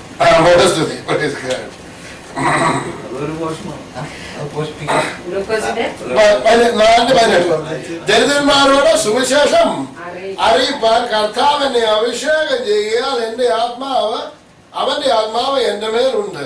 ബദ്ധന്മാർക്ക് വിടുതലും കുരുടന്മാർക്ക് കാഴ്ചയും പ്രസംഗിപ്പാനും പീഡിതന്മാരെ വിട്ടയപ്പാനും കർത്താവിന്റെ പ്രസാദവർഷം പ്രസംഗിപ്പാനും എന്നെ അയച്ചിരിക്കുന്നു.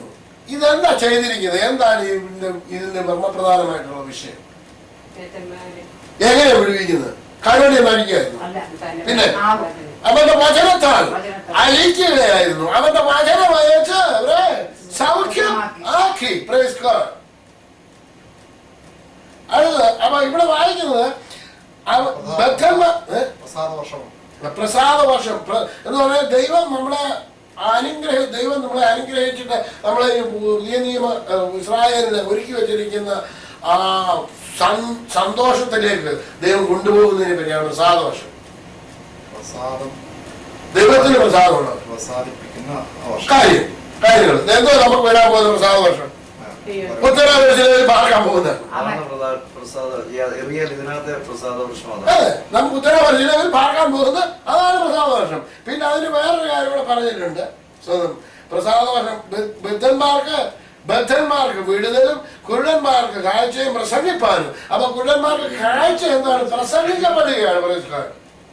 അത് എന്തുകൊണ്ടാണ് പ്രസംഗിക്കപ്പെടുന്നത്? കൈകൊണ്ടാണ്.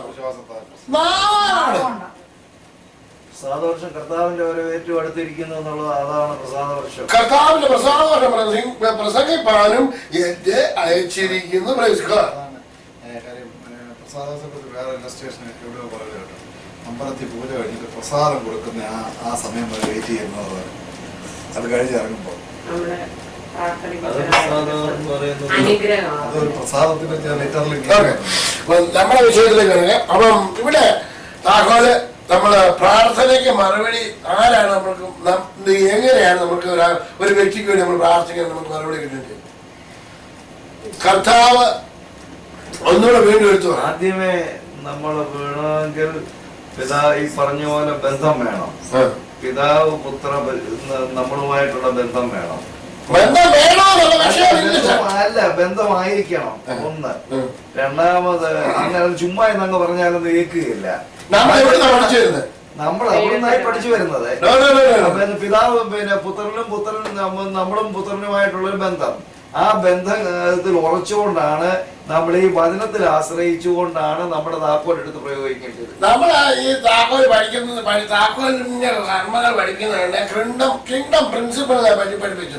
തത്വം ആ കിങ്ഡം പ്രിൻസിപ്പളിൽ ആ കിങ്ഡത്തിൽ ആരുണ്ട്? രാജ്യത്തിൽ ആരുണ്ട്? പിതാവ് പുത്രൻ പരിശുദ്ധ. ആരാണ് വാഴുന്നത്? കിങ്ഡത്തിൽ ഇരിക്കുന്നത് രാജാവാണ് ഇരിക്കുന്നത്. അതെവിടെയാണ് ഇരിക്കുന്നത്? നമ്മുടെ. അപ്പൊ നമ്മുടെ ഹൃദയത്തിൽ ഇരിക്കുമ്പോ നമുക്ക് എന്തുണ്ട്? അധികാരമുണ്ട്. അപ്പൊ നമ്മൾ അധികാരപ്പെട്ടവരായിരിക്കുന്നവരോടാണ് ഞാൻ പറയുന്നത്, അല്ലാതെ വഴിയെ നടക്കുന്നവരല്ല. ഈ താക്കോൽ കൊടുത്തിരിക്കുന്നത് ഈ കണ്ണി കണ്ടവർക്കൊന്നും താക്കോലില്ല. ഇത് കിങ്ഡത്തിൽ ഇരിക്കുന്നവരാണ്. കിങ്ഡം എവിടെ ഇരിക്കുന്നത്? രാജാവ് ഉള്ളിടത്ത് രാജ്യമുണ്ട്.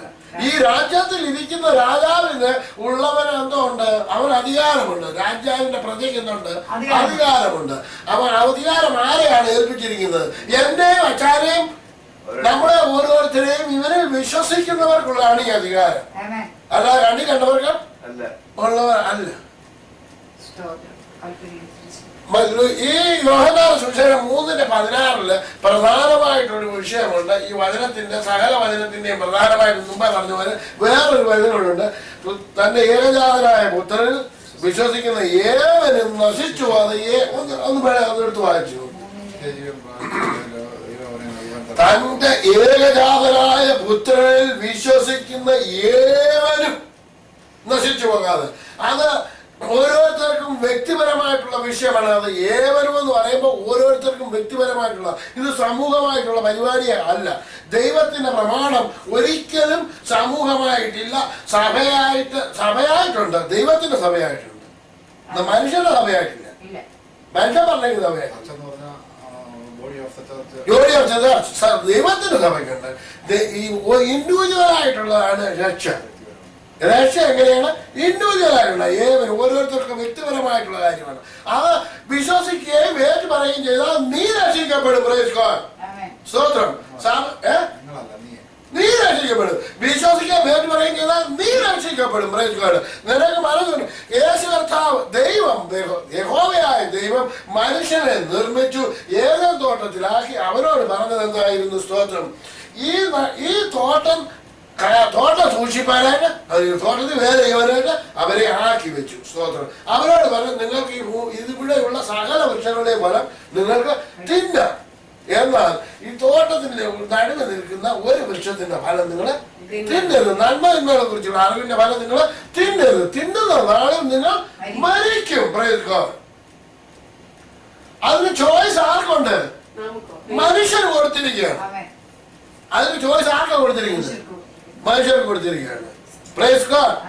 പിശാച് വന്നിട്ട് പറഞ്ഞു, നിങ്ങൾ ഈ ഫലം തിന്നുന്ന നാളിൽ നിങ്ങൾ മരിക്കുക ഇല്ല. ദൈവത്തെ പോലെ ആരും കണ്ടു നിങ്ങളെ തുറക്കും എന്ന് അവരറിയുന്ന അത് എന്ന് പറഞ്ഞു. അവ നോക്കേണ്ട, ഈ ഫലം കാണാൻ ഭംഗിയുള്ളതും തിന്നാൻ കാമ്യമായതെന്ന് കണ്ടിട്ട് അവൾ അത് കണ്ടു, മോഹിച്ചു, പറിച്ചു, തിന്നു. അവളുടെ ഭർത്താവിനും കൊടുത്തു. അവർ ഈ തിന്നു കഴിഞ്ഞപ്പോൾ ഇരുവരുടെയും കണ്ണു തുറന്ന് നഗ്നരെന്ന് അവര് അറിഞ്ഞു. ഇവിടെ എന്താണ് അവർ ഇവിടെ നടന്നിരിക്കുന്നത്? ലംഘനമെന്ന് നമുക്ക് പറയാം. പിന്നെ പാപം ചെയ്തെന്നും പറയാം. പിന്നെ അനുസരണക്കേടെന്നും പറയാം. പിന്നെ തേജസ് ഇല്ലാതായി തീർന്നു. പിന്നെ എന്ത് തീർന്നു? വിലക്കപ്പെട്ട കരി തിന്നു. ഇതെല്ലാം പറയാം. പക്ഷെ അനുസരണക്കേടെന്നും പറയാം. ഇതെല്ലാം പറയാം. എന്നാൽ ഇതിന് ദൈവവചനത്തിൽ വിവേചിക്കുന്നത് എന്താണെന്ന് ദൈവത്തെ അവിശ്വസിച്ചു. ദൈവത്തെ എന്ത് ചെയ്തു? ആരെ വിശ്വസിച്ചു? പിശാചിനെ വിശ്വസിച്ചു. ഇന്ന് അത് തിരിച്ച് ദൈവം തന്നിരിക്കുകയാണ്. നീ വിശ്വസിച്ചാൽ നീ രക്ഷ പ്രാപിക്കും. Praise God. സ്തോത്രം. വിശ്വസിച്ചുകൊണ്ടാണ് നീ പിശാച് പറഞ്ഞത് ചെയ്തു. ഇനിയും വിശ്വസിക്കാനാണ് പറഞ്ഞിരിക്കുന്നത്. ഇനിയും വിശ്വസിക്കാനാണ് പറഞ്ഞിരിക്കുന്നത്. ഇത് വിശ്വസിക്കുന്നവർക്കുള്ളതാണ് ഈ വചനം. ഇത് വിശ്വസിക്കുന്ന ദൈവമക്കൾക്കുള്ളതാണ്. സ്തോത്രം. ഇത് വിശ്വസിക്കുന്നവരാണ് അടയാളങ്ങൾ നടക്കും. മർക്കോസിന്റെ സുവിശേഷം 16-ാം അധ്യായത്തിലേക്ക് ഇനി കാണുന്നവരാ. സ്തോത്രം. അതനുസരണ അതെ എല്ലാം ഇതിനകത്ത് കിടക്കുന്നതാണ്. ചെയ്യരുതെന്ന് പറഞ്ഞു. അപ്പൊ അത് വിശ്വാസമില്ലാതെ ചെയ്തു. ഇതെല്ലാം അതിനകത്തുള്ളതാണ്. എല്ലാ കാര്യങ്ങളും ഇതിനകത്തുള്ളതാണ്. അനുസരണക്കേടെന്ന് പറയാം, ലംഘനമെന്ന് പറയാം, എല്ലാ കാര്യങ്ങളും ഉണ്ട്.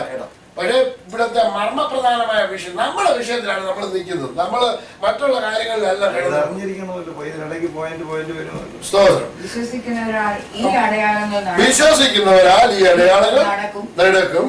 എന്റെ നാമത്തിൽ അവർ ഭൂതങ്ങളെ പുറത്താക്കും. എന്റെ നാമത്തിൽ, ആരുടെ നാമത്തിൽ? യേശുവിന്റെ നാമത്തിൽ ആര് ഭൂതങ്ങളെ പുറത്താക്കും? വിശ്വസിക്കുന്നവർ ഭൂതങ്ങളെ പുറത്താക്കും. സ്തോത്രം. ഇത് ഞാനൊരു അടയാളം കൂടെ പറയാം. ഇത് എന്റെ ജീവിതത്തിൽ നടന്നിട്ടുള്ള സംഭവം. ഞാൻ 19-20 വയസ്സുള്ളപ്പം ഞാൻ എറണാകുളത്ത് കളമശ്ശേരിയില് കേറ്ററിംഗ് കോളേജ് പഠിച്ചുകൊണ്ടിരിക്കുന്ന അവസരം ഞങ്ങളെ അപ്പൻഡിസായിട്ട് ഓരോ ഹോട്ടലുകളിൽ വിടുമായിരുന്നു. അപ്പം ഞാൻ അവിടെ കൊച്ചിൻ ടൂറിസ്റ്റ് എന്ന് പറയുന്ന ഹോട്ടലിൽ ജോലി ചെയ്തുകൊണ്ടിരിക്കുകയാണ്. അവിടെ ചെന്നപ്പോൾ അവിടെ ഒരു ചെറുപ്പക്കാരൻ, കൊച്ചിക്കാരൻ ഒരു പയ്യന്, അപ്പൊ എനിക്ക് 10 വയസ്സേ ഉള്ളൂ. അപ്പം അവന് അവിടെ ജോലി ചെയ്യുന്നുണ്ട്. അവൻ അവിടുത്തെ വെയിറ്ററായിട്ട് ജോലി ചെയ്തുകൊണ്ടിരിക്കുക. ചില സമയത്ത് ഇവന് പിശാച് വരും. അവര് പറഞ്ഞത് അവന്റെ കൊച്ചപ്പൻ, അപ്പൻ്റെ അനിയൻ ശവം ദഹിപ്പിച്ചപ്പോൾ, ഹിന്ദുവായിരുന്നു, ശവം ദഹിപ്പിച്ചപ്പം അവര് ചാരെല്ലാം വാരുവൻ.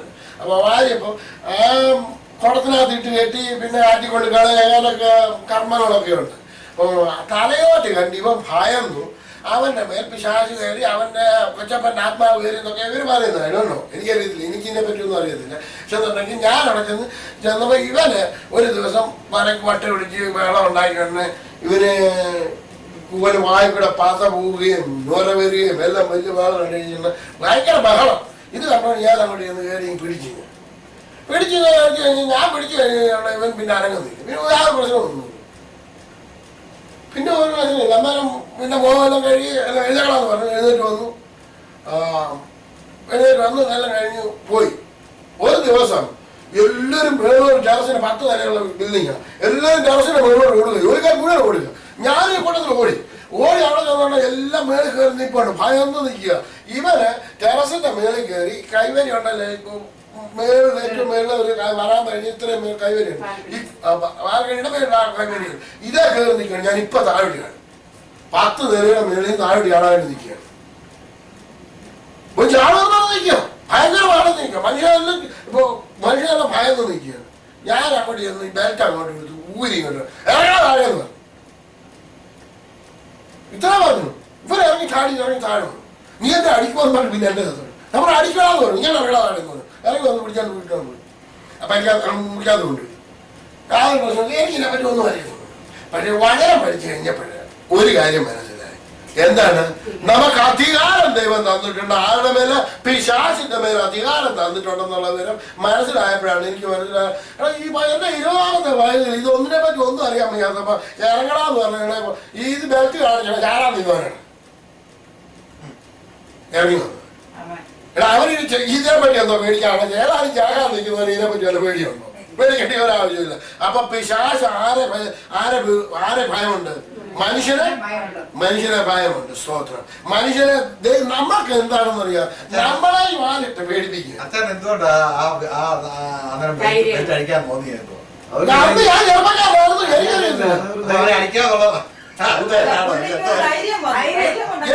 എനിക്കത് ഭയമില്ല.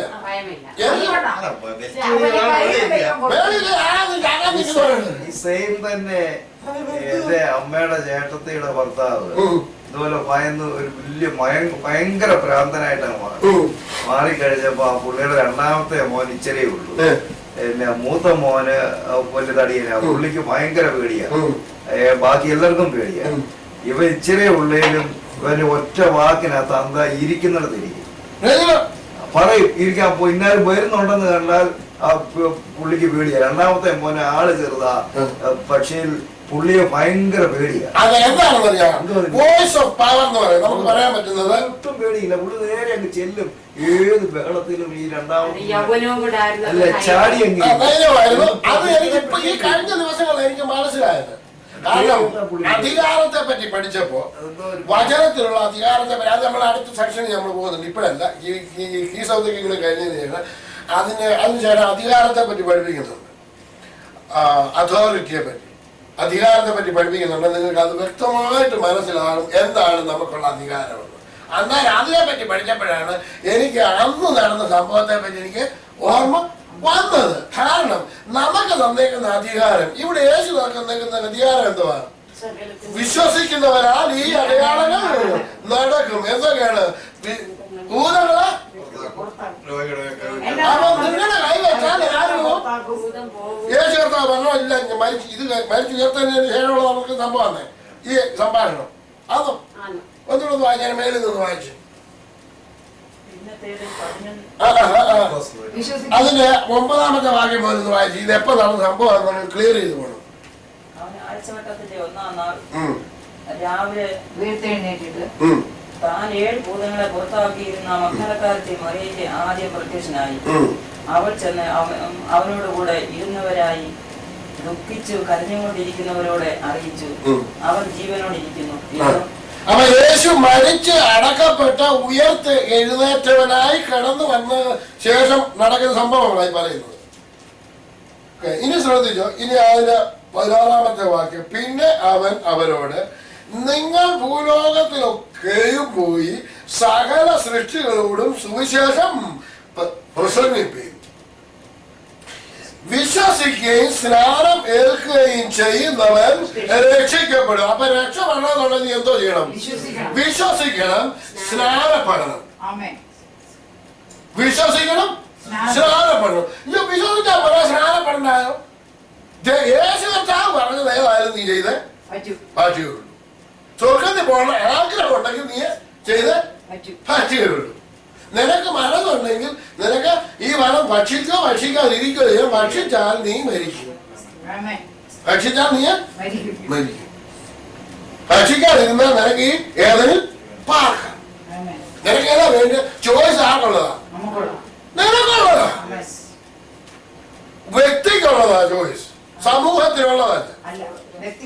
ഒരു വ്യക്തിയായിട്ടാണ് നമ്മൾ ഈ ഭൂമിയിൽ കടന്നു വന്നത്. ഒറ്റ വ്യക്തിയായിട്ടാണ് നമ്മൾ കടന്നു വന്നത്. നമ്മളോടുകൂടെ സമൂഹം കടന്നു വന്നില്ല. നമ്മൾ മരിച്ചു പോകുമ്പോഴും നമ്മളോട് ഒരു സമൂഹം നമ്മുടെ കൂടെ വരുന്നില്ല. സ്തോത്രം.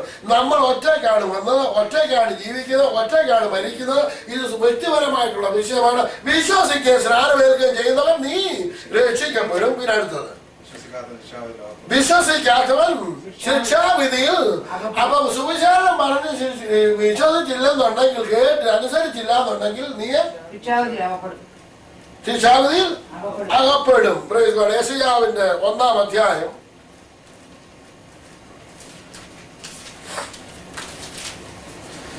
അതിന്റെ 19ാമത്തെ വാക്യം. നിങ്ങൾ മനസ്സ് വെച്ച് കേട്ട് അനുസരിക്കുന്നു എങ്കിൽ ദേശത്തിലെ നന്മ അനുഭവിക്കും. അതിനെന്ത് ചെയ്യണം? മനസ്സ് വെച്ച് കേൾക്കണം, മനസ്സ് വെക്കണം, കേൾക്കണം, അനുസരിക്കണം. അനുസരിച്ചാൽ നീ ദേശത്തിലെ നന്മ അനുഭവിക്കും. മത്സരിക്കുന്നു എങ്കിലോ നിങ്ങൾ വാളിനിരയായി തീരും. യഹോവയുടെ വായ അരുളി ചെയ്യുന്നു. അപ്പൊ ദൈവം എന്താണ് അരുളി ചെയ്യുന്നത്? മറുത്ത് മത്സരിച്ചാൽ നിനക്ക് നീ എന്തായിത്തീരും? വാളിനിരയായിത്തീരും. എന്തുകൊണ്ടാണ് എനിക്ക് കഷ്ടം വരുന്നത്? അമ്മച്ചിയെ എനിക്ക് വേണ്ടി പ്രാർത്ഥിക്കണമേ, പെന്തിക്കോസുകാരെ പാസ്റ്ററെ വിളിക്കും, നമുക്ക് പ്രാർത്ഥിപ്പിക്കാം കുഞ്ഞിന് വേണ്ടി. ഇതെല്ലാം പറഞ്ഞാലും ഒരു രക്ഷയുമില്ല. അന്നേരത്തേക്ക് നിനക്കൊരു വിടുതലും സാവകാശവും കിട്ടുമെന്നുണ്ടെങ്കിലും, പക്ഷെ നീ ഇത് മനസ്സ് വെച്ച് കേട്ട് അനുസരിച്ചാൽ ദേശത്തിലെ തന്നെ അനുഭവിക്കും. സ്തോത്രം. നമ്മുടെ വിഷയത്തിലേക്ക് കടന്നു വരാം. മർക്കോസിന്റെ സുവിശേഷത്തിലെ 16-ാം അധ്യായത്തിനകത്ത് വിശ്വസിക്കുന്നവരാൽ ഈ 17-ാം വാക്യം, വിശ്വസിക്കുന്നവരാൽ ഈ അടയാളങ്ങൾ നടക്കും, എന്റെ നാമത്തിൽ അവർ ഭൂതങ്ങളെ പുറത്താക്കും. അപ്പൊ യേശുവിന്റെ നാമത്തില് ഭൂതങ്ങളെ പുറത്താക്കാനുള്ള താക്കോൽ ആര് തന്നു? യേശു നമുക്ക് തന്നു. പിന്നെ എന്റെ നാമത്തിൽ അവർ ഭൂതങ്ങളെ പുറത്താക്കും എന്ന്, പിന്നെ പുതുഭാഷകളിൽ സംസാരിക്കും. അന്യഭാഷയിൽ സംസാരിക്കുന്ന ആരാണ് ഈ താക്കോൽ തന്നിരിക്കുന്നത്? കർത്താവ് തന്നിരിക്കുകയാണ്. അല്ല പാസ് പറയണോ അന്യഭാഷ സംസാരിക്കണോ? പാസ് പറയണോ? പാസ് തലേ വെച്ച് അന്യഭാഷ സംസാരിക്കണമെന്ന്. യേശുവിനുള്ള വിശ്വാസത്തിൽ നീ അന്യഭാഷ സംസാരിക്കും. യേശുവിനുള്ള നാമത്തിൽ നീ അന്യഭാഷ സംസാരിക്കും.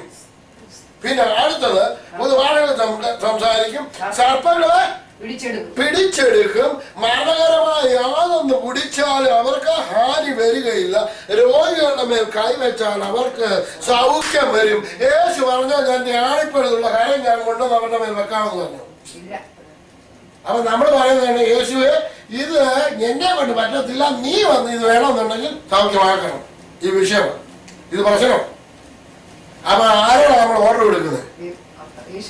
മാനേജരോട് പറഞ്ഞു നീ ഇത് ചെയ്യണമെന്നെല്ലാം പറഞ്ഞ് മാനേജരെ ഏൽപ്പിച്ചു കൊടുത്ത മുതലാളിയോട് പറയാണ്, നീ വേണം ഇവിടെ വന്നിട്ട് ഇത് വേണം ചെയ്യണം എന്ന് പറഞ്ഞ പരിപാടിക്കായി. സഹോദരനുണ്ടായിരുന്നു നമുക്ക് പറഞ്ഞപ്പോ ഒരാളൊക്കെ ഒരു കമ്പനിയുടെ മാനേജറായി. പുള്ളിക്ക് 19 ജോലിക്കാരെ കൊടുത്തു. മാനേജരോട് പറഞ്ഞ് ഈ കാര്യങ്ങളെല്ലാം നീ നോക്കി കണ്ടെല്ലാം ചെയ്യണം എന്ന് പറഞ്ഞ് ശമ്പളമൊക്കെ ഏർപ്പെടുത്തി എല്ലാം കൊടുത്തു. അതിന്റെ എല്ലാ കാര്യങ്ങളും എടുത്തു, കണക്കും കാര്യങ്ങളും എല്ലാം കൊടുത്തു. ചെറിയ പ്രശ്നം വന്നാലും മാനേജർ ഉടനെ മുതലാളി വിളിക്കും, വന്ന് ഇത് നീ ചെയ്തു തരണം, ഇത് വലിയ പ്രശ്നം. ഒരു പ്രാവശ്യം പുള്ളി വന്നു ചെയ്തു കൊടുത്തു, പുള്ളിക്കറിയാൻ വേണ്ട ആദ്യം കാര്യം. രണ്ടാമത്തെ പ്രാവശ്യം വന്ന് പുള്ളി ചെയ്തു കൊടുത്തു. ദിവസവും മാനേജർ എന്താ പരിപാടി എന്ന് പറയും, ഓഫീസിൽ ഇരിക്കുക, മുതലാളിയെ വിളിക്കുക, മുതലാളി വന്നിട്ട് ചെയ്തു തരണം. അപ്പൊ മുതലാളി ആരുടെ ഇപ്പൊ ജോലിക്കാരനായി തീർന്നു? മാനേജർ. അപ്പൊ ഈ മാനേജർ മുതലാളി എത്ര കാലം വെച്ചോണ്ടിരിക്കും? എത്ര കാലം വെച്ചോണ്ടിരിക്കും? ഫയർ കഴിയും വേറെ മാനേജരെ. അപ്പൊ നമ്മളാണ് പറഞ്ഞ് രോഗികളുടെ മേൽ നീ കൈവച്ചാൽ രോഗികൾക്ക് സൗഖ്യം വരുന്ന കർത്താവ് ഞാൻ കൈവെക്കത്തില്ല, നിന്റെ ആണിപ്പഴുള്ള കാലം നീ ഇപ്പൊ തുടങ്ങണം. അപ്പൊ നമ്മൾ എത്രയാണ് വെച്ചോണ്ടിരിക്കുന്നത്?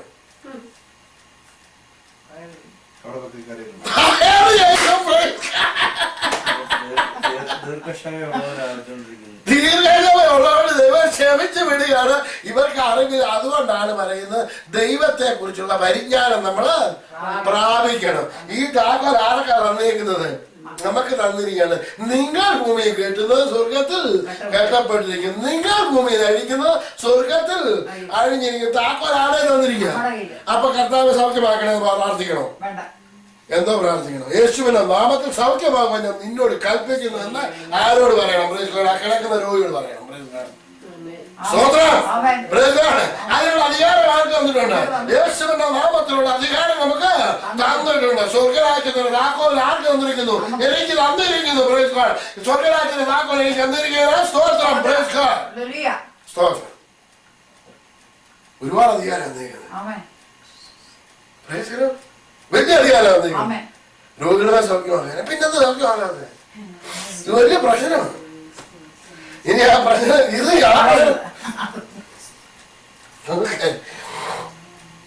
ഓക്കെ, നമുക്ക് അടുത്ത താക്കോലിലേക്ക് കിടക്കാം.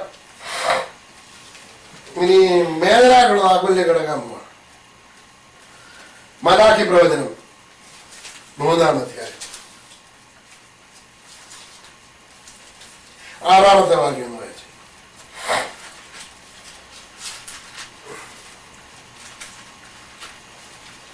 അതുപോലെ തന്നെ എബ്രായ ലേഖനം 13-ാം അധ്യായം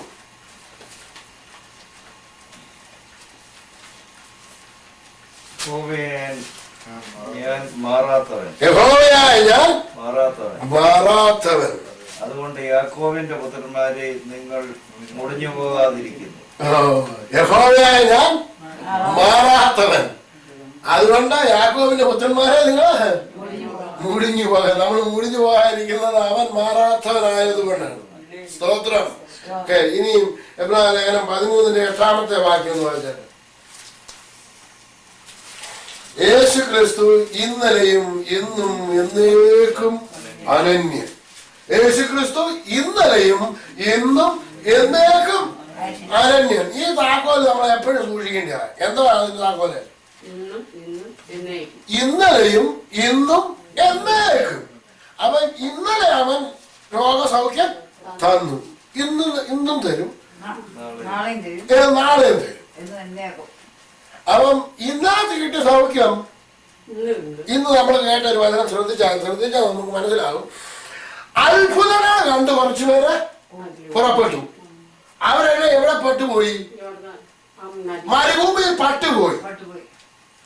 വാഴ്ത്തുന്ന ദേശത്ത് അവരെന്തോ കണ്ടോണ്ടാ ഇറങ്ങി തിരിച്ചേക്കുന്നതല്ലോ. അപ്പൊ നമുക്ക് അത്ഭുതമല്ല നമുക്ക് കണ്ടുകൊണ്ടിരിക്കുന്നത്. നമുക്ക് എന്താ കിട്ടിയിരിക്കുന്നത്? നമ്മൾ വിത്ത് വളർത്തുകൊണ്ടിരിക്കുകയാണ്. നമ്മൾ വിത്തിനെ പറയാൻ പോകുന്നത്. നമ്മൾ അത്ഭുതങ്ങളുടെ പറയാൻ അത്ഭുതങ്ങൾ നമ്മുടെ പിന്നാലെ വരുന്ന കാര്യമാണ്.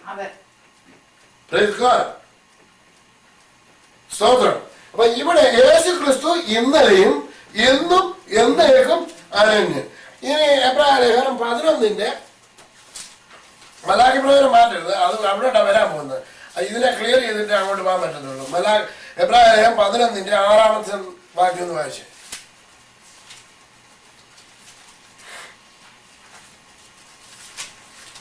എന്നാൽ വിശ്വാസം കൂടാതെ ദൈവത്തെ പ്രസാദിപ്പിക്കാൻ കഴിയുന്നതല്ല.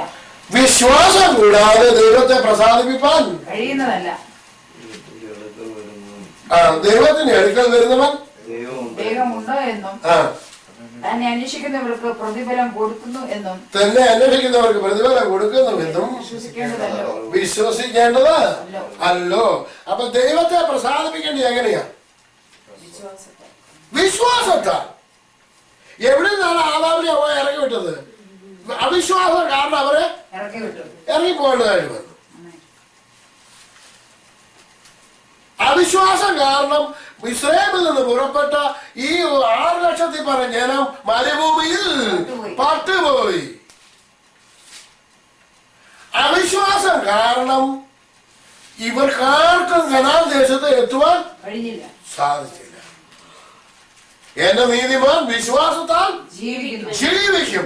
അപ്പൊ നമ്മുടെ പ്രധാന വിഷയം താക്കോൽ എന്താണ്? വിശ്വാസം എന്ന താക്കോലായിരിക്കണം. യേശുവിന്റെ നാമം വിശ്വാസം എന്ന താക്കോല്, ദൈവവചനമാകുന്ന താക്കോല്. അപ്പൊ താക്കോല് പറഞ്ഞതുണ്ട്, വിശ്വാസമാകുന്ന താക്കോൽ. വിശ്വാസം കൂടാതെ ദൈവത്തെ പ്രസാദിപ്പാൻ ആർക്കും വിശ്വാസം എന്ന താക്കോല് വേണം. യേശുവിന്റെ നാമം എന്ന താക്കോൽ മാസ്റ്റർ കീ വേണം. മാസ്റ്റർ കീ എന്തോ? മാസ്റ്റർ കീ എന്തോ? യേശുവിന്റെ നാമം. അതിനുള്ള വിശ്വാസം എന്ന് രണ്ടാമത്തെ സബ് കീ അല്ലേ? ദൈവം യേശുവിന്റെ വചനത്തില് വചനം നമ്മുടെ എവിടെയാണ് നിക്ഷേപിക്കേണ്ടത്? ഹൃദയത്തിൽ. ഈ താക്കോലുകളെ എല്ലാം എന്തോ ഇടം നിക്ഷേപിക്കണം. ഓരോ ആവശ്യം വരുമ്പോ ഓരോ വഴുതിൽ ഇട്ടിട്ട് തുറക്കണം. എന്താണ് ആവശ്യം? ഒരു രോഗിക്ക് വേണ്ടി വരുന്നുണ്ട്, ആഹാരത്തിന് വേണ്ടി പ്രാർത്ഥിക്കുന്ന പ്രാർത്ഥനയാണ് പ്രാർത്ഥിക്കുന്നത് അല്ലേ? അപ്പൊ അതിൻ്റെതായിട്ടുള്ള താക്കോല് എടുക്കണം. നിങ്ങൾ ഭൂമിയിൽ കെട്ടുന്ന സ്വർഗത്തിൽ, നിങ്ങൾ ഭൂമിയിൽ കഴിക്കുന്ന സ്വർഗത്തിൽ കഴിയപ്പെട്ടിരിക്കും. ഇനിയും അടുത്തത് വേറൊരു പ്രധാന താക്കോൽ എടുക്കാൻ പോവുകയാണ്. മലാഖി പ്രവചനം 3 മുമ്പ് എത്രയായിരുന്നു വായിച്ച്? 6. അതിന് താഴത്തെ മണ്ണ് വായിച്ചു.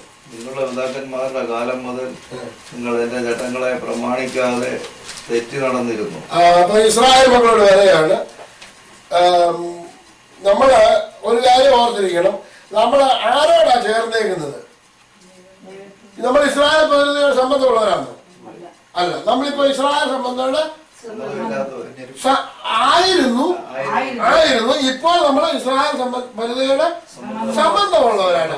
യേശു ക്രിസ്തുവിന്റെ ഉള്ള വിശ്വാസത്താൽ നമ്മള് അബ്രഹാമിന്റെ സന്തതി ആയിരിക്കുകയാണ്. ഓക്കെ. ഇനിയും പിതാക്കന്മാരെ പറ്റിയാ പറയുന്നത്. ഇനി ഉപയോഗിച്ചു, നിങ്ങളുടെ പിതാക്കന്മാരുടെ കാലം മുതൽ നിങ്ങൾ എന്റെ ചട്ടങ്ങളെ പ്രമാണിക്കാതെ തെറ്റി നടന്നിരുന്നു. എന്റെ അടുക്കലേക്ക് മടങ്ങി വരുവീൻ. നിങ്ങളുടെ അടുക്കലേക്ക് അപ്പം ഒരു മടങ്ങി വരവിനെ പറ്റിയാണ് ദൈവം പറയുന്നത്. ചെയ്തു. എന്റെ അടുക്കലേക്ക് മടങ്ങി വരുവിന്. ഒരാള് മടങ്ങി വന്നായിരുന്നു. ആരായിരുന്നു? മുടിയറ പുത്രന്റെ ഒരു മടങ്ങി വരവിനെ പറ്റി നമ്മൾ ദൈവത്തിനകത്ത് വായിക്കുന്നുണ്ട്. അവൻ ഇവിടെ പറയുന്നത് നിങ്ങൾ എന്റെ അടുക്കലേക്ക് മടങ്ങി വന്നാൽ ഞാൻ നിങ്ങളുടെ അടുക്കലേക്ക് മടങ്ങി വരാം. പിന്നെ അടുത്തത്, എന്നാൽ നിങ്ങൾ ഏതിൽ ഞങ്ങൾ മടങ്ങി വരേണ്ടു എന്ന് ചോദിക്കുന്നു. ഏതിൽ ഞങ്ങൾ മടങ്ങി വരേണ്ടു എന്ന് നിങ്ങൾ ചോദിക്കുന്നു. ദൈവത്തെ തോൽപ്പിക്കാമോ? ദൈവത്തെ തോൽപ്പിക്കാമോ? എങ്കിലും നിങ്ങൾ എന്നെ തോൽപ്പിക്കും. എങ്കിലും നിങ്ങൾ എന്നെ തോൽപ്പിക്കുന്നു. ഇതാണ് ദൈവം ചോദിക്കുന്ന ഏറ്റവും വലിയൊരു ചോദ്യം. ഇതിന്റെ മുന്നിൽ ആർക്കും നിൽക്കാൻ പറ്റുന്നില്ല. ദൈവത്തെ തോൽപ്പിക്കാൻ സാധിക്കുമോ? ദൈവം ചോദിക്കണം. ദൈവത്തെ തോൽപ്പിക്കാൻ ആർക്കും പറ്റുമോ? ആർക്കും പറ്റുമോ? ഇല്ല. പക്ഷെ ദൈവം പറയുന്നത് നിങ്ങളെന്നെ തോൽപ്പിച്ചിരിക്കുന്നു. നിങ്ങൾ ഏതിൽ തോൽപ്പിച്ചിരിക്കുന്നു എന്ന് ചോദിക്കുന്നു. വായിച്ച, എന്നാൽ നിങ്ങൾ ഏതിൽ ഞങ്ങൾ നിന്നെ തോൽപ്പിക്കുന്നു എന്ന് ചോദിക്കുന്നു. നിങ്ങൾ ഏതിൽ ഞങ്ങൾ നിന്നെ തോൽപ്പിക്കുന്നു എന്ന് ചോദിക്കുന്നു. ദശാംശത്തിലും വഴിപാടിലും തന്നെ. അപ്പൊ നമ്മൾ എന്തിനാണ് തോൽപ്പിച്ചിരിക്കുന്നത് പറയുന്നത്? ദശാംശത്തിലും വഴിപാടിലും തന്നെ നിങ്ങൾ എന്നെ തോൽപ്പിച്ചിരിക്കുന്നു. Praise God. പിന്നെ നിങ്ങൾ ഈ ജാതി മുഴുവൻ, പ്രൈസ് ഗോഡ്, നിങ്ങൾ മാത്രം ഈ ജാതി മുഴുവൻ എന്നെ തോൽപ്പിച്ചിരിക്കുകയാണ്. Praise God. തോൽപ്പിക്കുന്നത് കൊണ്ട് നിങ്ങൾ തോൽപ്പിക്കുന്നത് കൊണ്ട് പ്രൈസ് ഗോഡ് നിങ്ങൾ എന്തായി തീർന്നിരിക്കുന്നു? എല്ലാവരും ചേർന്ന് തോൽപ്പിക്കുന്നു. ദൈവത്തെ തോൽപ്പിച്ചാൽ എന്തായി തീർന്നിരിക്കുന്നു? ശാപഗ്രസ്തന്റെ പ്രാർത്ഥന ആരെങ്കിലും കേൾക്കും? ദൈവം മറുപടി. ഞാൻ ഗൾഫിലായിരുന്നു. ഞാൻ വേറൊരാളെ ഉദാഹരണം പറയണ്ടായിരുന്നു. ഞാൻ സൗദി അറേബ്യ ചെന്നാണ്. ഞാനും എന്റെ ജ്യേഷ്ഠനും എന്റെ അനിയനും ഞങ്ങൾ 3 പേര് സൗദി അറേബ്യയിലായിരുന്നുണ്ട്. ഞങ്ങൾ യാക്കോബക്കാരായിരുന്നുണ്ട്. അപ്പം അമ്മ എന്നോട് പറഞ്ഞു, മോനെ നിങ്ങൾക്ക് കിട്ടുന്ന ദശാംശം എല്ലാം കഴിക്കണം മഴ കൊടുക്കുന്നത്. അമ്മ മർത്തമ്മക്കാരിയായിരുന്നില്ല. അമ്മയ്ക്ക് വലിയ വിശ്വാസം ഉണ്ടായിരുന്നു. അമ്മ പ്രാർത്ഥനയ്ക്ക് പോവുകയും കൊല്ലം പോവുകയും ബന്ധുക്കോസ് കൂട്ടായ്മയ്ക്ക് പോവുകയും എല്ലാം അമ്മ എല്ലാ പ്രാർത്ഥനയ്ക്കും പോകുമായിരുന്നു. അമ്മ വലിയ വിശ്വാസിയായിരുന്നു. അമ്മ പറഞ്ഞു ദശാംശം നിങ്ങൾ അയച്ചു തരണം. അപ്പൊ ഞാൻ പറഞ്ഞു, ഞങ്ങൾ 3 പേരും കൂടെ ഒരു കമ്മിറ്റി കൂടിയിട്ട് പറഞ്ഞു, അവർക്ക് ഇനി തുടങ്ങിയിരിക്കുക, ഇനി ദശാംശം കൂടെ അവിടെ കൊടുത്താൽ. അപ്പൊ ഇത് നമ്മൾ അയച്ചു കൊടുക്കുന്നത് എന്ത് ചെയ്യും? അമ്മ പറഞ്ഞ് ബന്ധുക്കോസുകാരെ വിളിച്ചിരുത്തി പ്രാർത്ഥന കയർത്തി അവർക്ക് കുറച്ച് ആഹാരമൊക്കെ ഉണ്ടാക്കി കൊടുത്തിട്ട് ഇനി കൊണ്ടുവന്ന് കുറച്ച് ബന്ധുക്കോസുകാരെ വിളിച്ച് കയറ്റിക്കൊണ്ട് വന്നിട്ട് അവർക്ക് വ്യാപാരം ഉണ്ടാക്കി കൊടുക്കാനുള്ള പരിപാടിയാണ്. എനിക്ക് വേറെ ജോലിയൊന്നും ഇല്ല. ഞങ്ങളുടെ സംസാരിക്കാതിരുന്നല്ല.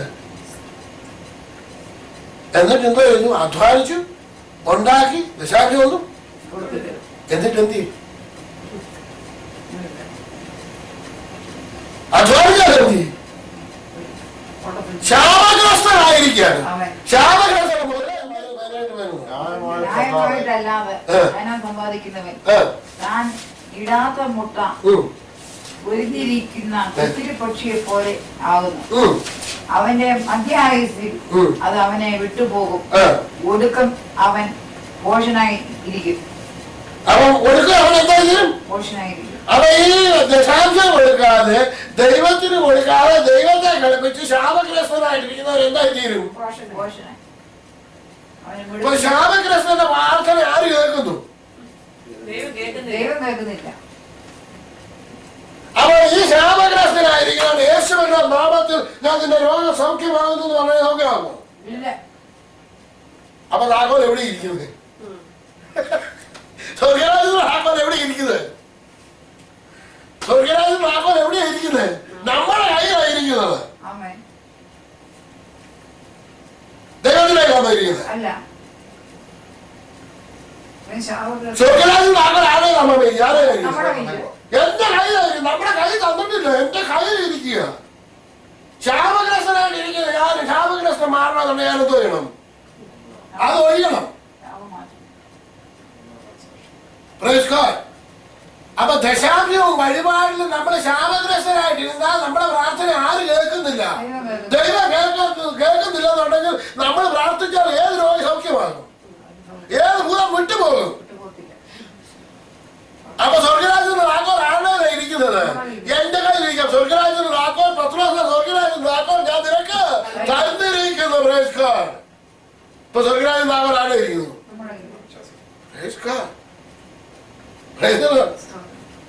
യേശു ദൈവത്തോടല്ല ദൈവം സൗഖ്യമാക്കുന്നു. സ്വർഗരാജ്യത്തിൽ താക്കോൽ ആരായിരിക്കുന്നു? നമ്മുടെ കയ്യിൽ. നമ്മളെ ഇരിക്കുമ്പോ ദൈവം അല്ല കേൾക്കുന്നത് നമ്മുടെ ഇരിക്കുന്നത്. അപ്പൊ നമുക്ക് തന്നെ അത് പ്രവർത്തിക്കാനുള്ള കഴിവുണ്ട്. ഈ പിന്നെ ദശാംശം വഴിപാടും കൊടുക്കാതെ എത്ര ഇട്ട് തുറക്കത്തില്ല. അതാ എനിക്ക് തുറക്കാൻ പോവാത്, ഒന്നുകൂടി തുറക്കാൻ പോവാ. അതിന്റെ ബാക്കി ഭാഗം വായിച്ചു. അതൊരു മെയിൻ പോയിന്റ്. ഓക്കെ, അതിന്റെ ബാക്കി വായിച്ചു. എന്റെ പിന്നെ ശാപഗ്രസ്തരാകുന്നു. പിന്നെ എന്റെ ആലയത്തിൽ ആഹാരം ഉണ്ടാകേണ്ടതിന് നിങ്ങൾ ദശാംശം മുഴുവനും ഭണ്ഡാരത്തിലേക്ക് കൊണ്ടുവരുവീൻ. ദശാംശം മുഴുവനും ഭണ്ഡാരത്തിലേക്ക്. അയ്യോ, ഇവിടെ ചിലർ കുറച്ചുപേര് ചെയ്യുന്നതെന്നറിയോ? ഇവിടെ കൊടുക്കുന്നില്ല, ഞങ്ങൾ എവിടെ കൊണ്ട് കൊടുക്കുന്നുണ്ട്? നാട്ടിലും അവിടെയും ഇവിടെയും ഒക്കെ ധനസഹായം ചെയ്യുന്നുണ്ട്. എന്തോ ചെയ്യുന്നുണ്ട്? എന്തോ എവിടെ ചെയ്യുന്നുണ്ട്? അവര് വേറെ ഓരോരുത്തർക്ക് ഞാൻ കൊടുക്കുന്നുണ്ടെന്ന്. ഭണ്ഡാരത്തിൽ ദൈവം എന്താ പറഞ്ഞേക്കുന്നത്? ദശാംശം മുഴുവൻ എവിടെ വരണം? ഭണ്ഡാരത്തിൽ വരണം. നീ ആരാധിക്കുന്ന ആലയത്തില് ഇപ്പൊ നമ്മുടെ വീട്ടില് പട്ടിണി ഇരിക്കുക. നമ്മുടെ കുഞ്ഞുങ്ങൾക്ക് എന്തോ ഇല്ല, ആഹാരത്തിന് സാധനമില്ല. നമ്മുടെ വീട്ടിൽ കൊടുക്കേണ്ടതിന് വരെ അയലോക്കത്തെ വീട്ടിലെ കൊച്ചിന് കൊണ്ടുവന്ന് ആഹാരം ഉണ്ടാക്കി കൊടുത്തു കഴിഞ്ഞാൽ നമ്മുടെ വീട്ടിൽ ആഹാരം ഉണ്ടാകും. ഫുഡ് കിട്ടാൻ കൊടുക്കുക. അയ്യോ, അവിടെ കൊണ്ടത് കാണിക്കാം. നല്ല പ്രവർത്തി ചെയ്യുക. എന്റെ കുഞ്ഞുങ്ങൾ എന്താ ചെയ്യുക? പട്ടിണി ഇരിക്കുക.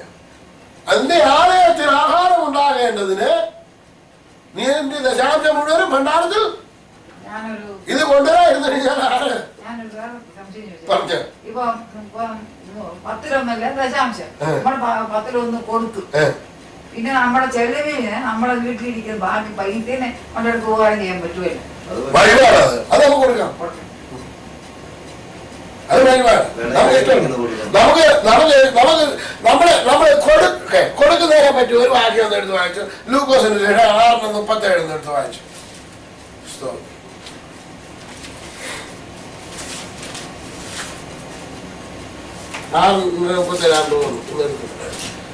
38 കൊടുപ്പീൻ നിങ്ങൾക്ക് എന്നാൽ കിട്ടും. എങ്ങനെ കിട്ടും? അമർത്തി കുലുക്കി കവിയുന്നോരംശം നല്ല അളവ് നിങ്ങളുടെ മടിയിൽ തരും. ദൈവം ആരുടെ കിടക്കാനൊന്നും. അപ്പൊ നമ്മൾ കൊടുക്കുന്നതനുസരിച്ചിട്ട് അമർത്തി കുലുക്കി നല്ലൊരംശം ആരുടെ മടിയിൽ തരും? നിന്റെ മടിയിൽ തരും. അപ്പൊ കൊടുക്കുന്നതിനൊക്കെ നമുക്ക് കിട്ടും. പക്ഷെ ഇത് ദശാംശത്തെ പറ്റിയുള്ള വിഷയമാണ്. ഇത് നമ്മൾ ശാപഗ്രസ്തരായിരുന്നു. നമ്മുടെ പ്രാർത്ഥനയ്ക്ക് ദൈവം മറുപടി തരുന്നൊരു വിഷയം. സ്വർഗരാജ്യത്തിന്റെ താക്കോലിന്റെ വിഷയമാണ്. താക്കോലിന്റെ വിഷയമാണ്. ഈ വിഷയം നമ്മൾ ചെയ്യുന്നില്ല എന്നുണ്ടെങ്കിൽ പ്രാർത്ഥിച്ചാൽ പ്രയോജനമില്ല. സഹോദരനും സഹോദരിക്കും ഞാൻ നമ്മളെ ഇവിടെ എല്ലാം കൊണ്ട് കൊടുത്ത് വിശാലമായിട്ട് ധനം സമ്പാദിച്ചു കൊണ്ട് കൊടുത്തു പറഞ്ഞാലും പ്രയോജനം ഉണ്ടാകുന്നില്ല. ഭണ്ഡാരത്തിൽ കൊടുക്കുക. ആദ്യം ഭണ്ഡാരം കഴിഞ്ഞിട്ട് ഒഴിവാക്കി ആഹാരം. അടുത്തത് കൊടുത്ത ആ ഗുണം വ്യവസ്ഥയല്ല, താക്കോൽ നമ്മുടെ കയ്യിരിക്കുന്നത്. അല്ല, കൊടുത്താൽ ഗുണമുണ്ട്, ദാരിദ്ര്യനെ സഹായിക്കുക ഒക്കെ ഉണ്ട്. അത് വേറെ വിഷയം, അതെല്ലാം വേറെ ഉണ്ട്. പക്ഷെ മധുരം ഇപ്പൊ സ്നാനപ്പെടാൻ മധുരം ഉണ്ടെങ്കിൽ അല്ല നമ്മളത് ഏക്കും. പിന്നെ ഏക്കും. അതുപോലെ ഇത് കൊടുക്കാൻ മധുരം ഉണ്ടെങ്കിൽ അത് ഭണ്ഡാരത്തിൽ കൊടുക്കാനുണ്ടോ അത് കൊടുത്തേ. ഇല്ലെങ്കിൽ നീ ശാപഗ്രസ്തൻ. ശാപഗ്രസ്തന്റെ പ്രാർത്ഥന ആരും കേൾക്കുന്നില്ല. ശാപഗ്രസ്തന്റെ പ്രാർത്ഥന ആരും കേൾക്കുന്നു ഇല്ല, കേൾക്കുന്നില്ല. സ്തോത്രം. താക്കോൽ ആരായിരിക്കുന്നു? കർത്താവിനില്ലാത്ത അല്ല, നമ്മുടെ ഇരിക്കുക. അതിനകത്ത് വായിച്ചു ഭണ്ഡാരത്തിൽ കൊടുക്കും. പിന്നെ അതിന്റെ 10ന്റെ ബാക്കി ഭാഗം, ഞാൻ നിങ്ങൾക്ക് ആകാശത്തിന്റെ കിളിവാതിൽ. അതിന്റെ ആദ്യം ഒരു വാക്യം 10. എന്റെ ആലയത്തിൽ ആഹാരം ഉണ്ടാകേണ്ടത് നിങ്ങൾ ദശാംശം മുഴുവനും ഭണ്ഡാരത്തിലേക്ക് കൊണ്ടുവരുവിൻ. ഞാൻ നിങ്ങൾക്ക് ആകാശത്തിന്റെ കിളിവാതിലുകളെ തുറന്ന് സ്ഥലം പോരാതെ വരുവോളം നിങ്ങളുടെ മേൽ അനുഗ്രഹം പകരുകയില്ലയോ? അപ്പൊ അനുഗ്രഹം പകരണമെങ്കിൽ ദശാംശത്തിന്റെ താക്കോലിട്ട് ആകാശത്തിന്റെ കിളിവാതിലെ തുറക്കേണ്ടത് ഒരു ആർക്കുള്ളതാ? കർത്താവിനുള്ളതാ, നമുക്കുള്ളതാ. അപ്പൊ സ്വർഗരാജ്യത്തിന്റെ താക്കോൽ ആരായിരിക്കും? ആകാശത്തിന്റെ കിളിവാതിലെ തുറക്കാനുള്ള താക്കോൽ ആരില്ല, കർത്താവിനിലല്ല. സ്ഥലം പോരാതെ വരുമ്പോഴും അനുഗ്രഹം പകരുക. അത് ഏതൊക്കെ അനുഗ്രഹമാണ്? അനുഗ്രഹം എന്ന് കർത്താവ് പറയുന്നുണ്ട്. ആത്മീയ അനുഗ്രഹം, ഭൗതിക അനുഗ്രഹം, സ്വർഗത്തിലെ സകല അനുഗ്രഹങ്ങളും. അതിന് ഇന്ന അനുഗ്രഹം എന്നൊന്നുമില്ല. ഉണ്ടോ മാമ? പിന്നെ എന്നിങ്ങനെ നിങ്ങൾ ഇതിനാൽ എന്നെ പരീക്ഷിപ്പീൻ എന്ന് സൈന്യങ്ങളുടെ യഹോവ അരുളിച്ചെയ്യുന്നു. ഞാൻ വെട്ടുക്കിളിയെ ശാസിക്കും, അത് നിങ്ങളുടെ നിലകളെ അനുഭവം നശിപ്പിച്ച് കളയുകയില്ല. സ്തോത്രം. ഇങ്ങോട്ട് കൊണ്ടുവരുന്നതിന് മുന്നേ നമ്മുടെ ഇതിനകത്ത് വായിക്കുന്നുണ്ട്, ഹോശേയാപ്രവചനത്തിനകത്ത് ഒരു കാര്യം വായിക്കുന്നു. അല്ല, ഹോശേയാപ്രവചനമല്ല,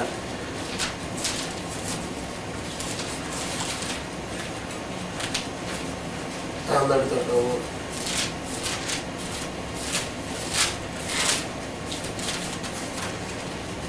ഹഗ്ഗായി പ്രവചനം നടത്തി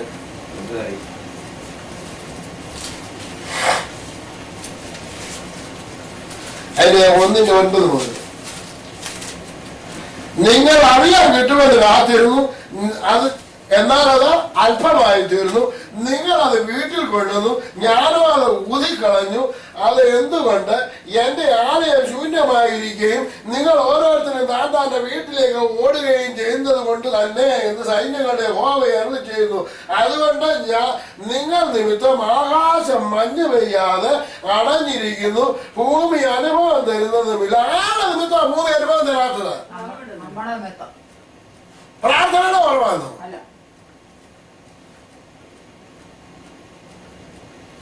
ഞാൻ ആ ദേശത്തിന്മേലും മലകളിന്മേലും ധാന്യത്തിന്മേലും വീഞ്ഞിന്മേലും എണ്ണയിന്മേലും നിലത്തെ വിളയിന്മേലും മനുഷ്യരുടെ മേലും മൃഗങ്ങളുടെ മേലും കൈകളുടെ സകല പ്രയത്നത്തിന്മേലും വറുതിയെ വിളിച്ചു വരുത്തിയിരിക്കുന്നു. പ്രേക്ഷിക്കാണ്. ഇത് ആരാണ് വിളിച്ചു വരുത്തിയിരിക്കുന്നത്? മലാഖി പ്രവചനത്തിൽ എങ്ങനെ പറയുന്നത്? മലാഖി പ്രവചനത്തിൽ എങ്ങനെ പറയുന്നത്? അത് നിങ്ങളുടെ നിലത്തിലെ അനുഭവം നശിപ്പിച്ചു കളയുകയില്ല, പറമ്പിലെ മുന്തിരിവള്ളിയുടെ ഫലം മൂക്കാതെ കൊഴിഞ്ഞു പോകുകയില്ല എന്ന് സൈന്യങ്ങളുടെ യഹോവ അരുളി ചെയ്യുന്നു. നിങ്ങൾ മനോഹരമായ ദേശമായിരിക്കാൻ സകല ജാതികളും നിങ്ങളെ ഭാഗ്യവാന്മാർ എന്ന് പറയുമെന്ന് സൈന്യങ്ങളുടെ യഹോവ അരുളി ചെയ്യുന്നു.